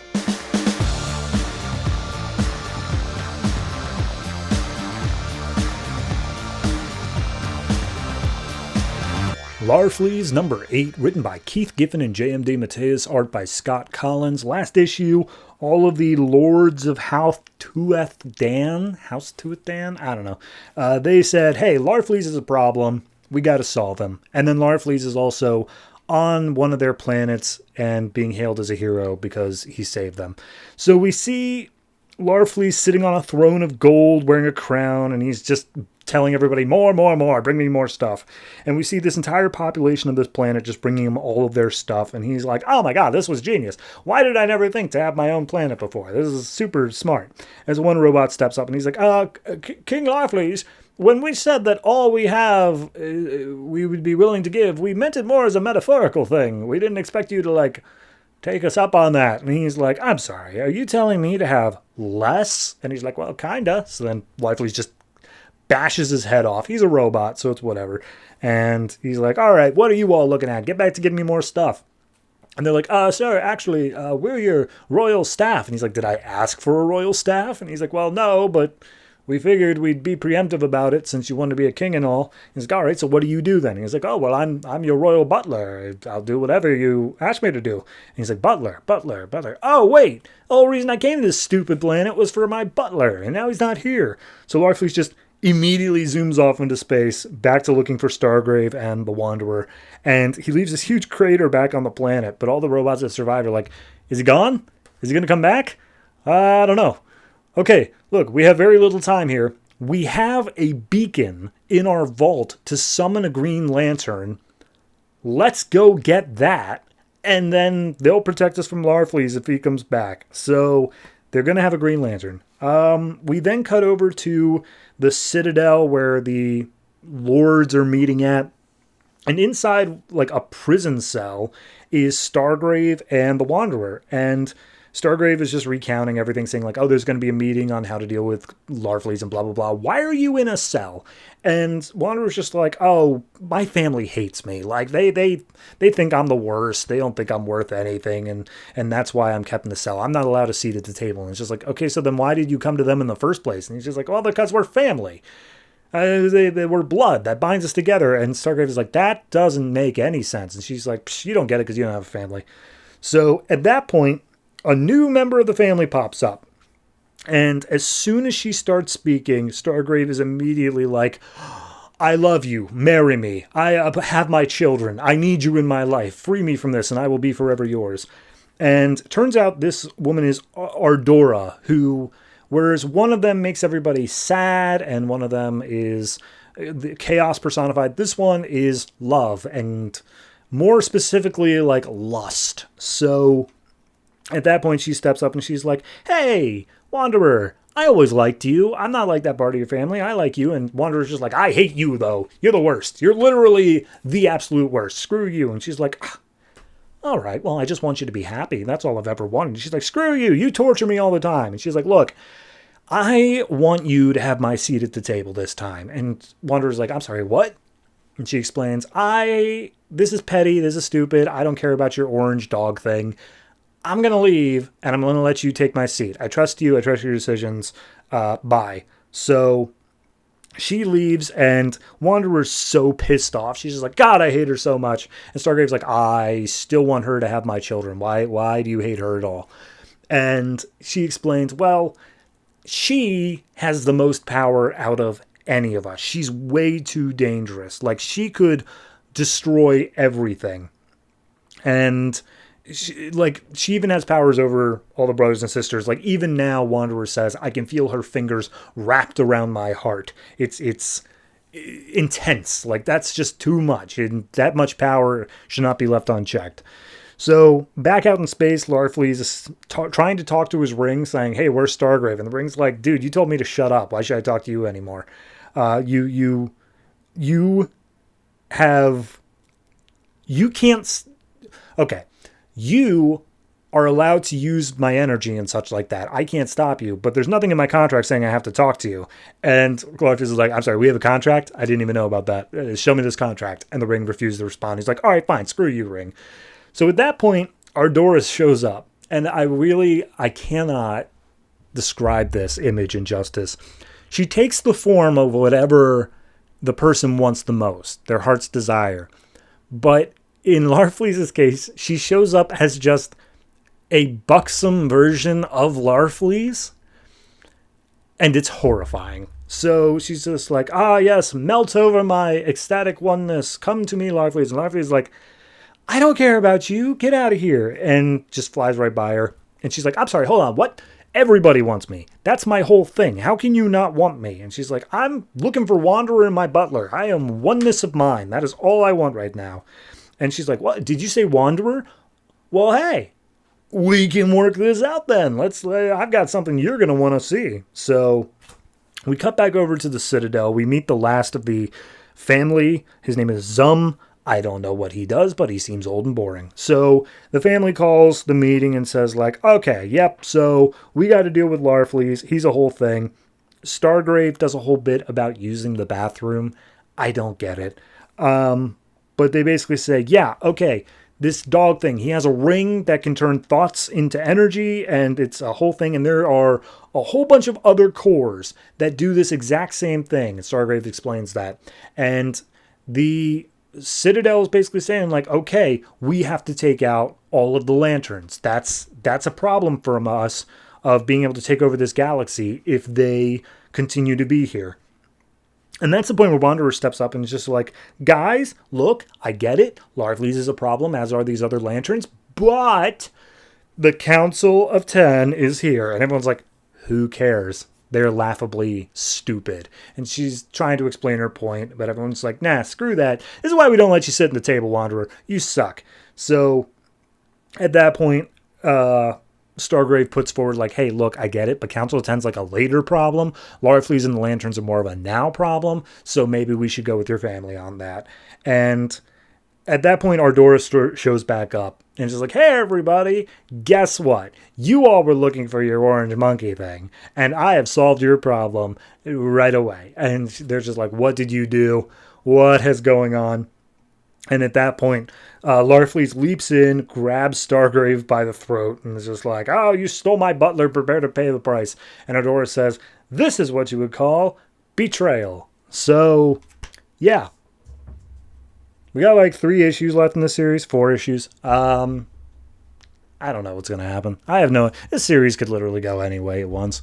I'd say this was a mostly like whatever kind of issue for me, but there was specifically that moment of like a huge goddess version with Larfleeze's face. It's horrifying, and also what makes this issue work for me. Like, it's just such an out there thing. I wish they would just keep that level of craziness the whole time and not even bother with like a coherent story. I would much rather just the surrealist aspect of it. Yeah, so overall, I'd say this one's probably like, I don't know, it feels like a 6.5 to me. It's okay, it's just not great. It's, as the series has been, once I'm more used to its humor, it kind of wears off on me. Like the fact that Stargrave had 3 full panels saying like, you don't want to go in there. I'm like, yeah, wow, poop humor, great. So yeah, 6.5 for this. We'll see where it goes.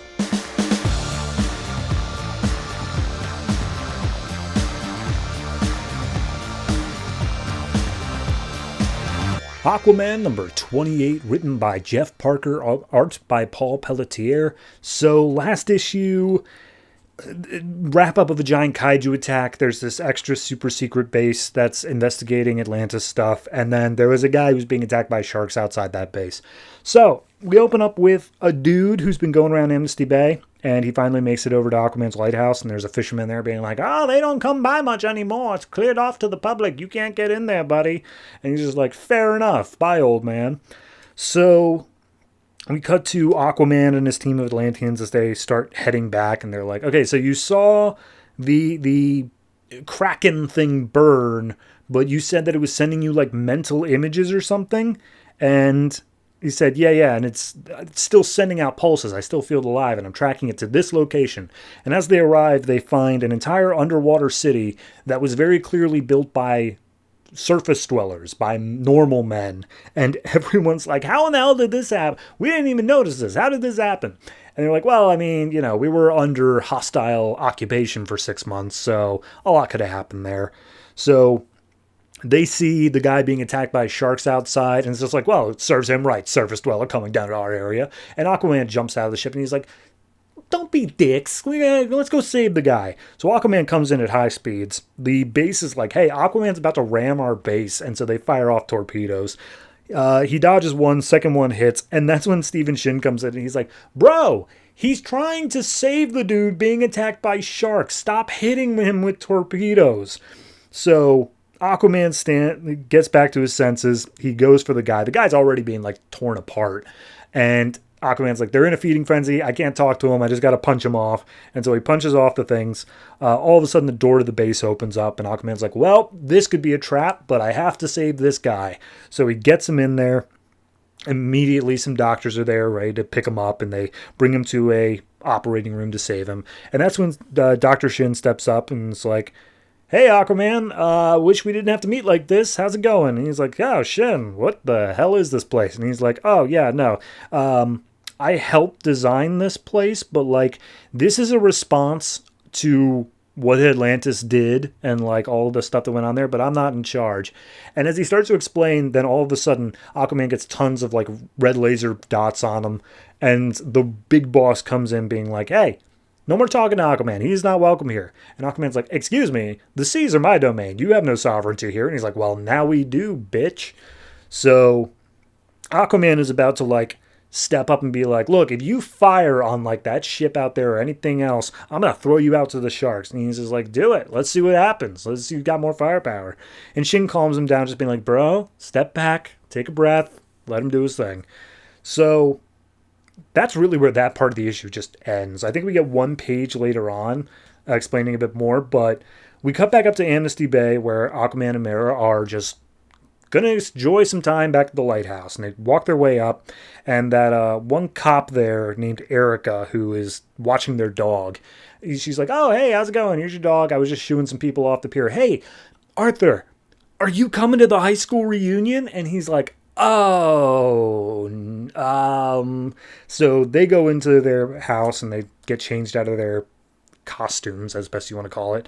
And Mara has no idea what a high school reunion is. And Arthur's like, don't worry about it. We're not going. And she's like, what? No, I want to know about the young Arthur Curry. Tell me, like, if this helps me understand you more, I would love to hear about it. And he's like, look, they didn't even like me because of the thing that happened. And he's like, what thing happened? So then we get the explanation that when he was 13, there was a beach that was washed up into this cove. It was still alive, but it was like clearly not doing okay. Aquaman went up and like was trying to push it back out, and in doing so, he connected to it telepathically. And that was the first time that had ever happened, and it like freaked him out. However, then he felt this huge sense of pain, and it turns out one of the other kids was like scratching his name into the whale using a knife. And Arthur freaks out so much, he grabs the kid, uses his strength, and just throws him into a cliff. And that puts the kid in a coma for like a month. And Arthur's like, yeah, all the kids avoided me after that day. And you know, years later, once I was outed, they never saw me again. And Mara's like, well, okay, thanks for telling me that, but like, I still think we should go. So the one little quick glimpse we get to back at Triton base is the guy who was attacked named Coombs. He is currently like quadriplegic, barely holding to life. He's lost all of his limbs. Everything's horrible for him. And the scientist steps up and be like, we have special experimental things we can do. And Big Boss Man's like, go for it. Whatever. Who cares? Keep me informed. So cutting over to the high school reunion, we see a bunch of people talking, being like, hey, so Erica, you invited him, right? Do you think he's going to come? And she's like, I don't know, maybe, could be. And we get this one guy, Kevin, who, hearing this, he gets this like mental image of like bearded god Aquaman riding a kraken being like, where is Kevin? Bring him to me and you all will be spared. So Kevin runs out of the room, but in doing so, he bumps right into Arthur, like, and his chest. And Arthur's like, hey, Kevin, I was hoping to see you. And Kevin's like, I gotta go. So he runs out. Everyone else starts greeting Aquaman. Couple of drunk, like, jock guys come up and they're like, bro, why weren't you on the swim team with us? We could have dominated. And one of the classmates' fiance is a cop. And so he comes up and is just like, hey, fellas, how about you step away? So he separates them away. And we do the thing of Arthur asking, like, so what's everyone, what have you all been up to? And everyone's like, oh, yeah, we work at the local cannery. Pretty much all of us. Fran here owns a B&B, but everyone else works in the cannery. And you, king of the seas, that's cool. And so he gets embarrassed by that. There's one dude, Danny, steps up. And apparently he had a lobster boat that Arthur was going to help him with after graduation, but then Arthur got outed, and so he essentially didn't have enough crew to run his operation, and he nearly went broke. So Danny was pissed off at him. He storms out, and everyone's like, don't worry, Danny's a dick. Don't worry about him. So everyone else has been like talking in the meantime over the years, and they basically step up one by one, being like, hey, I was on a ship out in a storm. We were being tossed and churned. We were swearing we were going to like fall over. All of a sudden, something brought us into shore. We thought it was the tides, but that was you, wasn't it? And I was like, I don't know. I mean, it might have. I can't remember. And so more and more people step up saying like, oh yeah, and when my whale watching business was going out of business, you made the whales start showing up, right? And he's like, I might have mentioned something to the whales, but like, don't worry about it. It's no big deal. So at this point, Mara points out to Erica, she'd be like, Erica, which of these girls did Arthur date? And he's like, oh, he didn't really date much, but there was one that he had like a huge crush on. That's her over there. I think it's, what's her name? Like Katie or something. And just points her out. So as everyone else keeps on like saying, oh, thank you, Arthur, for everything you did. Arthur looks over and sees Mara talking to Katie. And he's like, hey, what's going on over here? And Katie is sharing all these images of, the boyfriends of all these girls they went to school with would get like necklaces and bracelets and stuff like that. Meanwhile, Katie, every day, Arthur presented a new, beautiful looking seashell, and she kept them around like that. So she, it's all in good fun. She's happy to see Arthur again. And all of a sudden, Kevin comes back in, and Kevin's like, Arthur, I gotta admit this. I'm the one who keyed your car in senior year. I was so jealous of you because you were so, like, awesome and everyone wanted you around. And I was a petty jerk and I'm sorry. And Aquaman, like, looms over him being like, you're lucky you caught me on such a sacred Atlantean holiday. I will let you go if you promise to turn your life around and be good from now on. And he's like, oh, absolutely. Thank you. Thank you so much for the mercy. And Mara's like, do you even remember that happening? And he's like, no, I don't remember that at all. So they go back out to the beach later on, and they basically say, like, so, Arthur, you decided to come. What made you change your mind? You didn't seem like you were going to earlier. And Arthur's like, well, I had somebody remind me that I shouldn't have been scared to come. It's not something that, I should have been afraid of. And he's like, well, why would you have been afraid? And they're like, well, because, that kid I put in a coma. And it's like, dude, that kid you put in a coma brags about it. Like, he says, like, oh yeah, Aquaman put me in a coma for a month. He never mentions the fact that you guys were kids, but, like, he brags about it all the time. It's no big deal.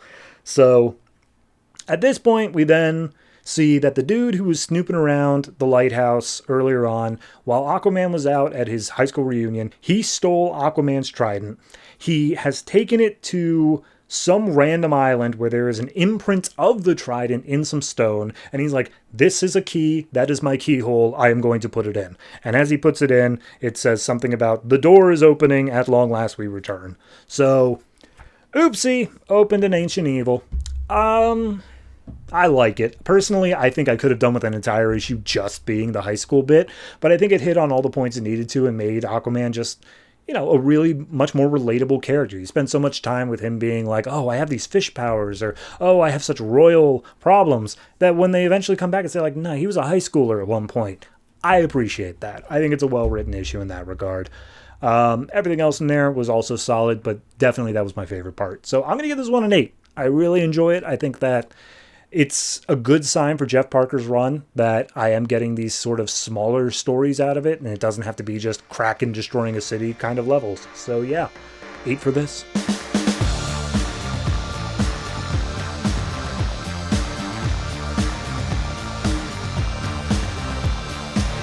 The Flash, number 28, written by Brian Buccellato, art by Patrick Zurcher. So last issue, there's a new murderer in Keystone that seems to be killing, well, I mean, an old murderer because they were all buried or whatever. But long story short, Barry was directed to a graveyard to get some DNA, and then a ghost popped out. So this ghost is currently attacking him with a pickaxe, and he's like, Barry's blacking in and out, and then all of a sudden he's like, wait a minute, my body's still moving. But I'm not the one controlling it. What's going on? And the ghost is yelling out like, all Fletchers must die.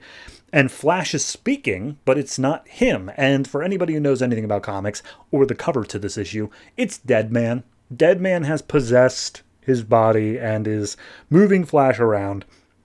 So Deadman's arguing with the ghost, saying like, oh, how you've killed too many people, you're an evil spirit, you go back to where you came from. So he fights against the ghost, and then the ghost tries leaping into Barry's body as well, possessing him. And Barry's internal monologue is like, I can hear both of them, they're both taking control, this doesn't feel good. And they start running through the town, and Barry just is like, no more, I've had enough, and he just forces out both Deadman and the evil spirit. So the evil spirit immediately looks over next to him, sees a biker guy, and just goes right into the biker and says like, all right, death to all the Fletchers, and he drives away. Meanwhile, Deadman talks to Barry, and Barry's like, I thought we were on the same side, man. Why'd you possess me? He's like, yeah, I did possess you because that ghost, if he got possession of your body, do you know what kind of havoc he would wreak? You have so many superpowers, man. Totally. And he's like, oh, who was the ghost anyway? And Deadman reveals that it is the ghost of the Keystone Killer, who is apparently basically this boogeyman in Keystone's history, where he was a miner who died in a mine because he refused to give up his diamonds. And it's a cautionary story on greed. And Deadman's like, wait a minute, hold on. You didn't even know that was the Keystone. Why were you digging up his grave? And it's like, oh, well, we've got a new killer, the Broom Hill Killer. And that name that was linked to it was the guy who I was led to believe was an assistant in this. So at that point, Deadman reveals that the guy who's the Broom Hill Killer was possessed by the spirit of the Keystone Killer, and that's a whole thing going on there.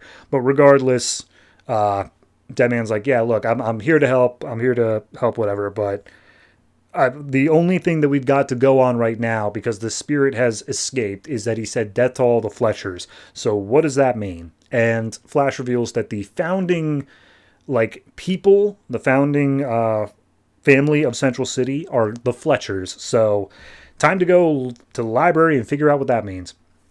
So cut over to the Museum of History and Science. We see that the biker possessed by the ghost has broken into an exhibit about Marshall Fletcher and has stolen a bunch of stuff from inside of it.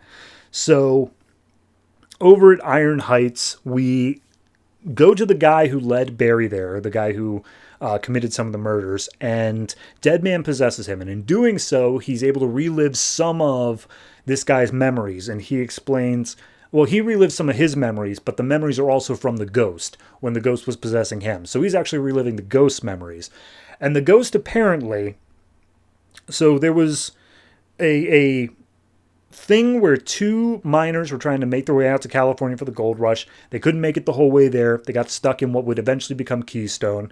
They started mining there. Nothing came up, and eventually Fletcher went back home to care for his family. The other guy, Sutter, he stayed, he kept mining, and eventually he came across diamonds. And then Fletcher showed up and was like, yo, bro, you weren't going to tell me about the diamonds, which we saw at the beginning of last issue. And he ended up killing Sutter. And not killing by he's immediately dead. He half killed him, collapsed the mine, and left him for dead in there. So with his dying breath, he cursed the Fletcher family. And then the Fletchers came back with legal claims to the land. They developed it into the Gem Cities and became fabulously wealthy. So that's the history of the city. And apparently he's going after essentially the entire Fletcher bloodline, which must have, according to Flash, thousands of people in it by now, which I don't think that's how that works. But regardless, we cut over to the police department where Singh is saying, hey, there's another body. We need Forrest and Patty there now. And Forrest is like, we've got too much work. You're overworking us. I don't want to do this. And so then the captain shows up and being like, I'm sorry, you're gonna keep on complaining? You're going to do your job. And he's like, yeah, sorry, Captain. But he holds back Patty for a while. And he's basically saying like, hey, Patty, I heard you were working with some of the Nora Allen crime scene stuff. And she's like, yeah, it's for Barry. And he's like, cool, don't. Seriously, I devoted way too much time to that. You have no idea how much of a personal stake I had in it. If there was anything to find, I would have found it. And she's just like, okay, but you're not telling the whole story here. You're hiding something. And he's like, I'm sorry, am I not your captain? Do I gotta run all this by you? No, I don't think I do. And she's like, right, sorry, sir. No, you cared for Barry growing up so much, almost as if he were your real son. And then it ends on that. So we then go to the library, as said before. Barry looks through all of the family lineage of the Fletchers, but turns out it's all been scrapped. None of it's there, and he can't make any headway on it. However, Deadman finds a book on ghosts or whatever and says, oh, well, our Sutter ghost is a very special type of ghost in that he can jump from body to body, but he has to keep on leaving unless he finds the body of someone who is in his direct bloodline. That's the only way it's going to be able to keep. And Flash then makes the point that he should have made 3 issues ago. He's like, wait a minute, hold on. Deadman, you were in my head, and you saw that guy's memories when you were in his head. Did you see my memories? And he's like, yeah, I did. I know your secret identity, buddy. Don't worry about it. We're cool. I'm not going to tell anybody. But he's like, okay, yeah, sure, whatever. But when you were in the ghost memories, did you see the murder of my mom? And he's like, no, I didn't. I mean, that's a good thing, right? A ghost didn't murder your mom. And Barry's like, yeah, no, totally. So over at the Museum of Science, that's the murder that they were called to. One of the security guards was killed as they took all this stuff. And Barry sees that it belongs to Fletcher, and he's starting to piece things together.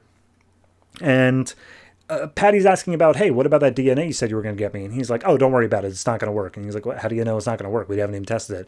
And Barry's all of a sudden like, wait a minute, that's right. The DNA, bloodline, stuff like that. So Barry reasons out that when the ghost was in his head, he must have figured out that he was a police, someone who has access to police databases.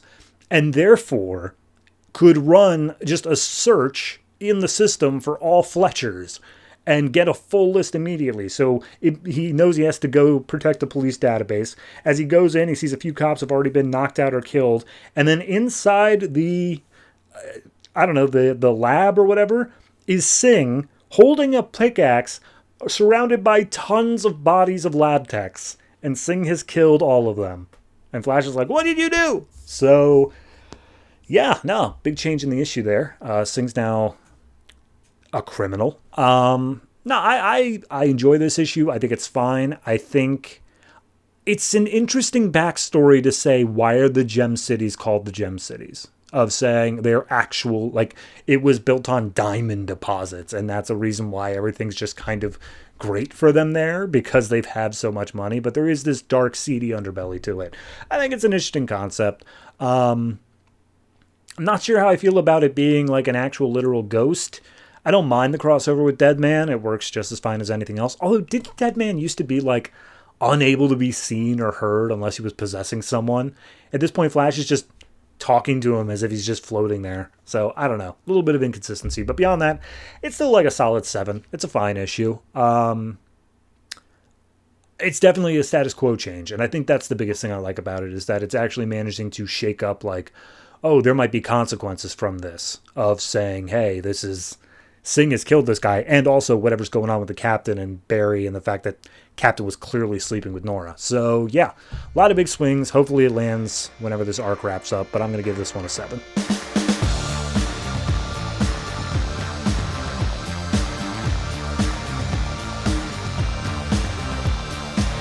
All-Star Western number 28, written by Justin Gray and Jimmy Palmiotti, art by Staz Johnson. So, last issue, Jonah Hex got so upset at seeing his life in a history museum that he got wasted and got hit by a truck on his motorcycle. So this issue picks up with him in the back of an EMT, and he is just barely clinging to life, and the people were like, oh geez, this crash took this guy's face like halfway off. He looks horrible. Get someone who's good at reconstructive surgery there. So we see in the ICU waiting room, I always blank on her name because they never say it enough. The girlfriend, whatever her name is, I'll get to it. I know there's a page that says it soon enough. Gina, there it is. So Gina's waiting in the ICU like overnight trying to fill out paperwork, but she doesn't know anything about Jonah, so she's just like, oh gosh, I feel so worthless. So finally a nurse comes out and says like, hey, if you're with him, he's in a coma right now. We've stopped the bleeding. We're doing everything we can, but like he was 3 times over the legal limit. He was not okay. And she's upset because obviously they got in a fight beforehand. So a month passes. Gina has been spending every day in this hospital room. She's very friendly with the nurses. And she comes in, she talks to Jonah and just like, oh, you want to maybe try to wake up today? Oh, and that's okay. Take your time. And when the nurses comes in to like exercise his legs and says, hey, look, comas are weird. Sometimes people come out of comas just on a whim. Like, it just happens. Don't count him out. You say he's a fighter, I bet he's going to come out of it. So then 2 more months pass. Gina is asleep at Jonah's bedside, and then all of a sudden her father shows up. And her father basically says, hey, we saw you on the news because I guess they covered Jonah being here. We wanted to come and talk. Your mother and I are ready to take you back home. Like, we are, we forgive you for everything that happened, blah, blah, blah. And we don't get an answer as to, like, what happened, but she's like, look, I needed to stretch my legs. I need to go out and do my own thing. So I'm happy here. Thank you for coming.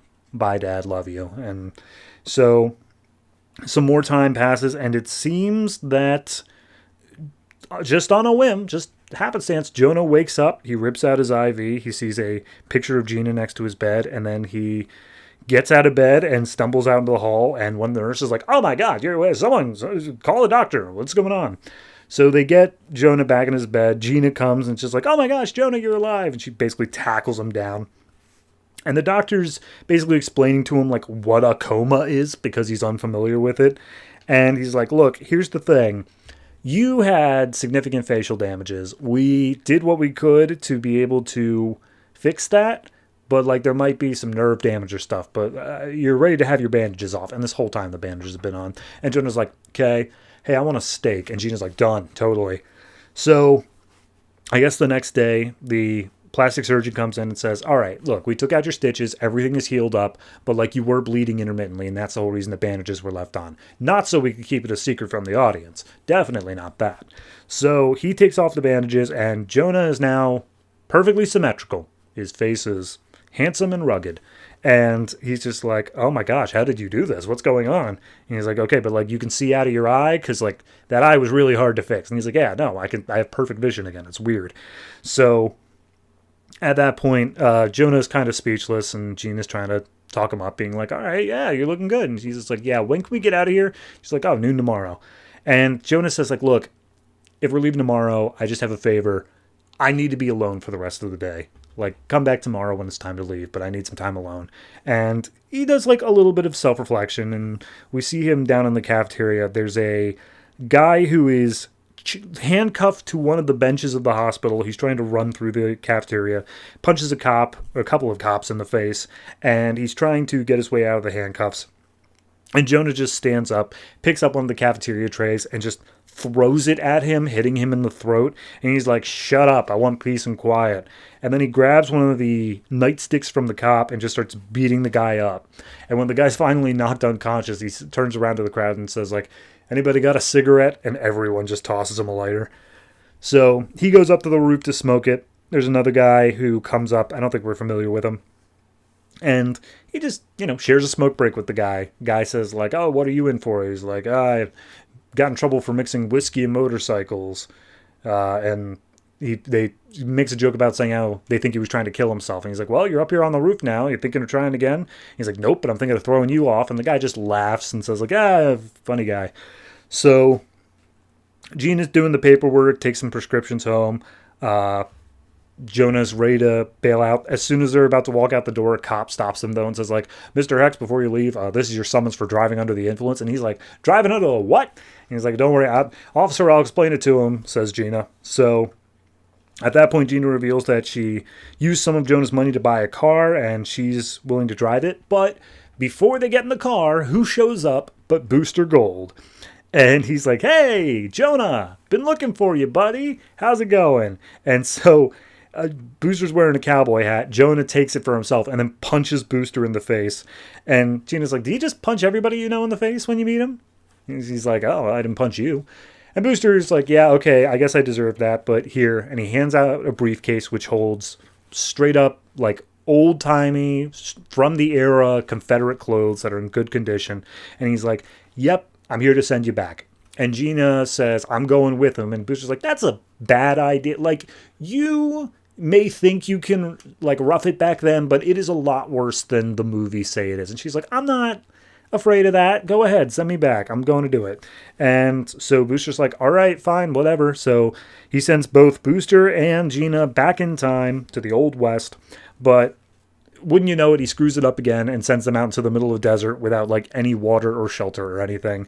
And Gina's freaking out, but then Hex is just like, hey, this is just how it's going to be. No worries, we'll figure it out. So they're about to set up camp, but then immediately they are surrounded by Native Americans. And Hex is like, all right, let me handle this. I know how to speak the language. Just don't say anything. So the chief rides up, and Hex speaks Apache to them, and he's like, I'm sorry, who do we know each other? Who are you? And he's like, yeah, I'm Jonah Hex. I was the adopted son of this guy. And the chief, named Gray Bear, is like, no, you're not. We know about Jonah Hex. Jonah Hex has the curse mark of the demon. His face is half burned off. You don't got your face burned off. And Jonah's like, crap. I didn't think about this part. So at that part, he says, all right, so what are we going to do about this if you don't believe me? He's like, well, we're going to kill you and you're going to take your woman. So that's where the issue ends. Again, last issue I was so impressed by it because it took a moment of introspection. It really gave characterization to who Jonah is and gave him some, like, quiet reflection, like how he sees himself in time. I think this issue may have been rushing it a little bit to get him back in time, but right before that happened, that thing where he's, like, looking at himself in the mirror and he needs, like, a day just to himself, that's really good characterization. I think it's some of the best that this series has had. It's a very quick, like, all right, reset the status quo, but now Gene is back there, so just doing a reverse fish out of water story, I guess. But I don't know. I'm down. I'm interested. I'm definitely curious to see how Jonah's newfound face works out for him. So yeah, I'd say overall this is like a solid 7.5. It's a very good issue. It's got me reinvigorated with the series because it did fall off of just kind of feeling samey after a while. But I'm enjoying it now. I'm looking to see what kind of new stuff they can get into.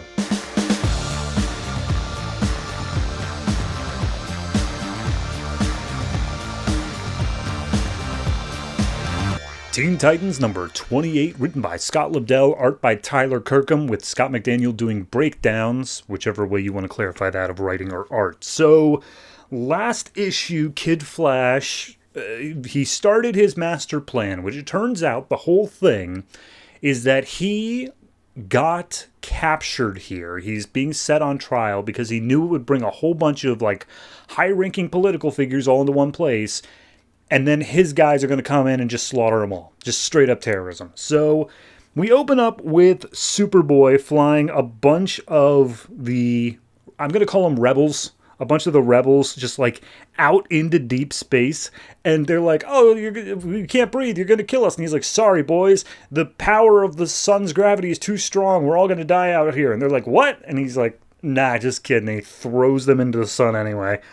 And then the narration reminds us, oh, this is John Kent, not Con-El. This is John. He's definitely evil. And all of his internal monologue saying, like, God, I just want to kill everybody here, rebel and politician alike.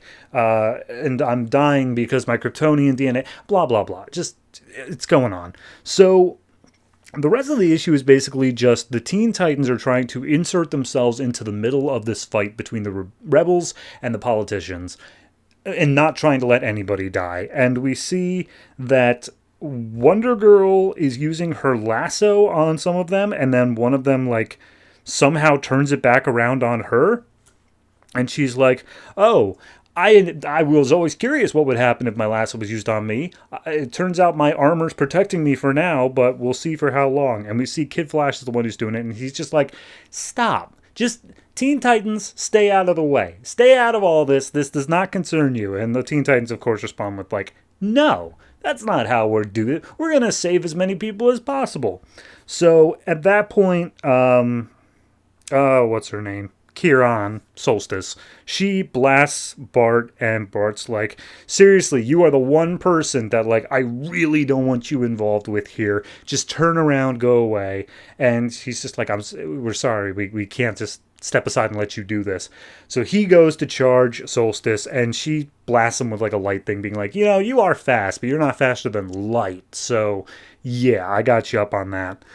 So we see, you know, the rebels are trying to convince Red Robin saying, hey, you should be on our side. These people are awful. And Red Robin's like, aren't you being awful in return? That makes you just as bad, which, like, I'm going to argue that point, but I get it for the sake of the comic.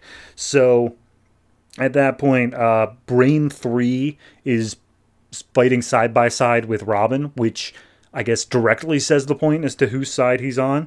But he does call her out saying, like, look, your laws don't leave any room for opposition, so you are also to blame here. But for some reason, I'm not going to punch you. So we then get John Kent flying Bart out into space and is like strangling him, and he's just like, oh, what are you doing, man? And he's just like, I'm gonna kill you, that's what's gonna happen, I'm flying you into space, this is the end of it. And he's just like, oh, this is about justice, it's about so much more. And John's just like, I don't care about any of that. You are a child, you wanted this big revolution, but like, you don't even have a plan for what you're gonna do if you get it. This is stupid, you're stupid. So at that point, they continue like arguing with each other, and Bart basically just says like, hey, look, you think you're talking to Bart Allen, but you're not. I'm not that guy that you knew back then, and I will do anything for my people. So at that point, a giant ass ship just shows up out of nowhere. It's like Death Star size here, and it just shows up, and out of the door right next to John and Bart is Bart's sister, and I can't remember her name. Shira, there it is. She shows up and she's like, hey, you know I'm working with the Federation or whatever. I've been ordered to terminate every sentient creature within 100,000 miles of this place just in order to stop your insurrection. Stand down. Just stand down. This is not how it has to be. You're my brother. Just stand down. And at that point, Bart's basically just like, all right, I'm hearing you out. But John's essentially saying like, nah, screw that. I've already got my hands around him. So Bart headbutts him, says stay out of it, knocks him out.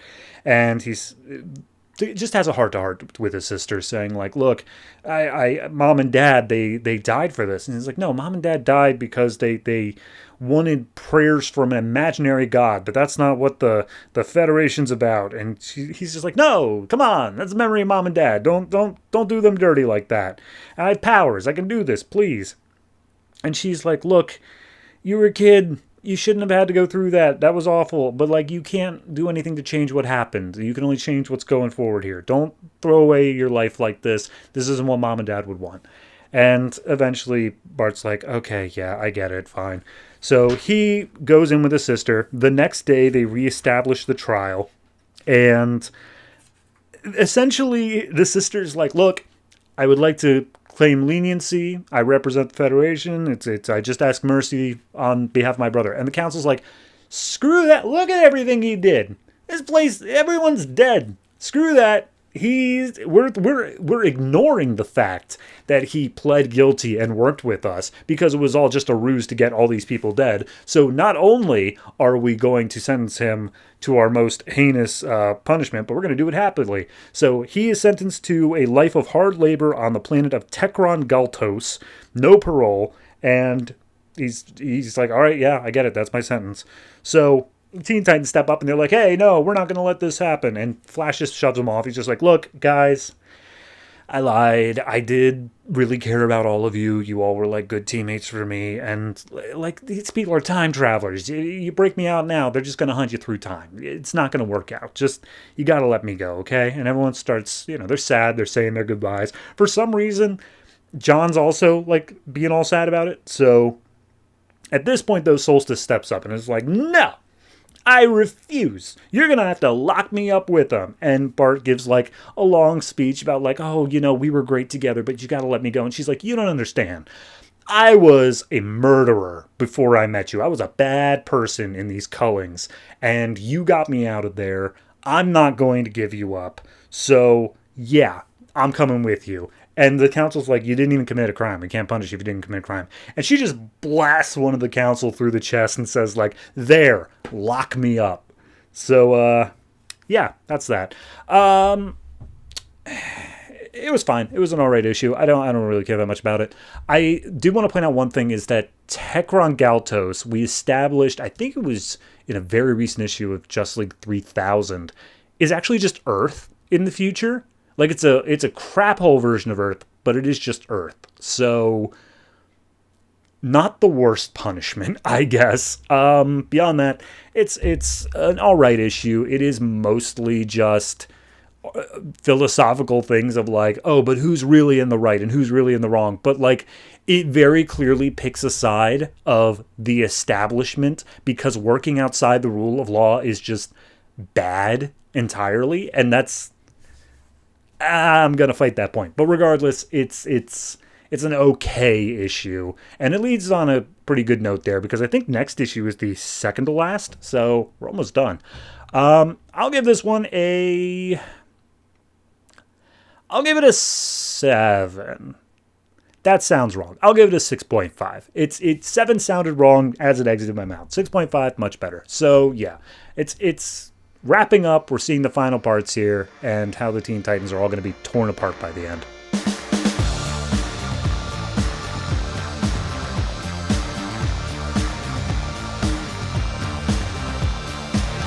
And that's it. That's all the comics that came out from DC Comics this February 26th, 2014. And yeah, like I said at the top, I'm going to try to keep this brief because I definitely went over on time. But this is your final reminder. Tuesdays, not Mondays. That's all. So, what's coming out next week? Next week, we have a whole cavalcade of comics here. We have in no particular order Forever Evil Arkham War, Batwing, Detective Comics, Action Comics, Batman/Superman, Green Lantern, Earth 2, Green Arrow, Movement, Stormwatch, Phantom Stranger, and Swamp Thing. Of note out of those, Forever Evil and Arkham War, of course, those are both issue 6. We're approaching the end on those. Batman/Superman, well, we just had an issue of that this week, so it's weird that's there. Turns out that's because there's an annual, which I don't think is tying into the First Contact tie-over, but I could be wrong about that. And then everything else is pretty much as you would expect. Phantom Stranger's still in Forever Evil mode, and Green Lantern's doing what it does, crossing over with Core, just because they're essentially the same book now. Anyway, all that going on, be sure to tune into that. But if you have any thoughts on the comics I talked about this week, last week, any week at all, go ahead and hit me up in the comments down below, or in one of the many social media places we have. We have a Reddit, we have a Discord, we have a Patreon, and I'm sure there might be something else there that I'm just completely forgetting, because frankly, I don't much care for social media. But I will do it for you, because I care for you to an extent. So that's going to do it for me. Thank you very much for watching, listening, however it is you consume this podcast. Like I said, be sure to tune in next time. Give this thing a thumbs up or a 5-star or whatever if you enjoyed it at all. And always try to remember, if it ain't broke, don't fix it.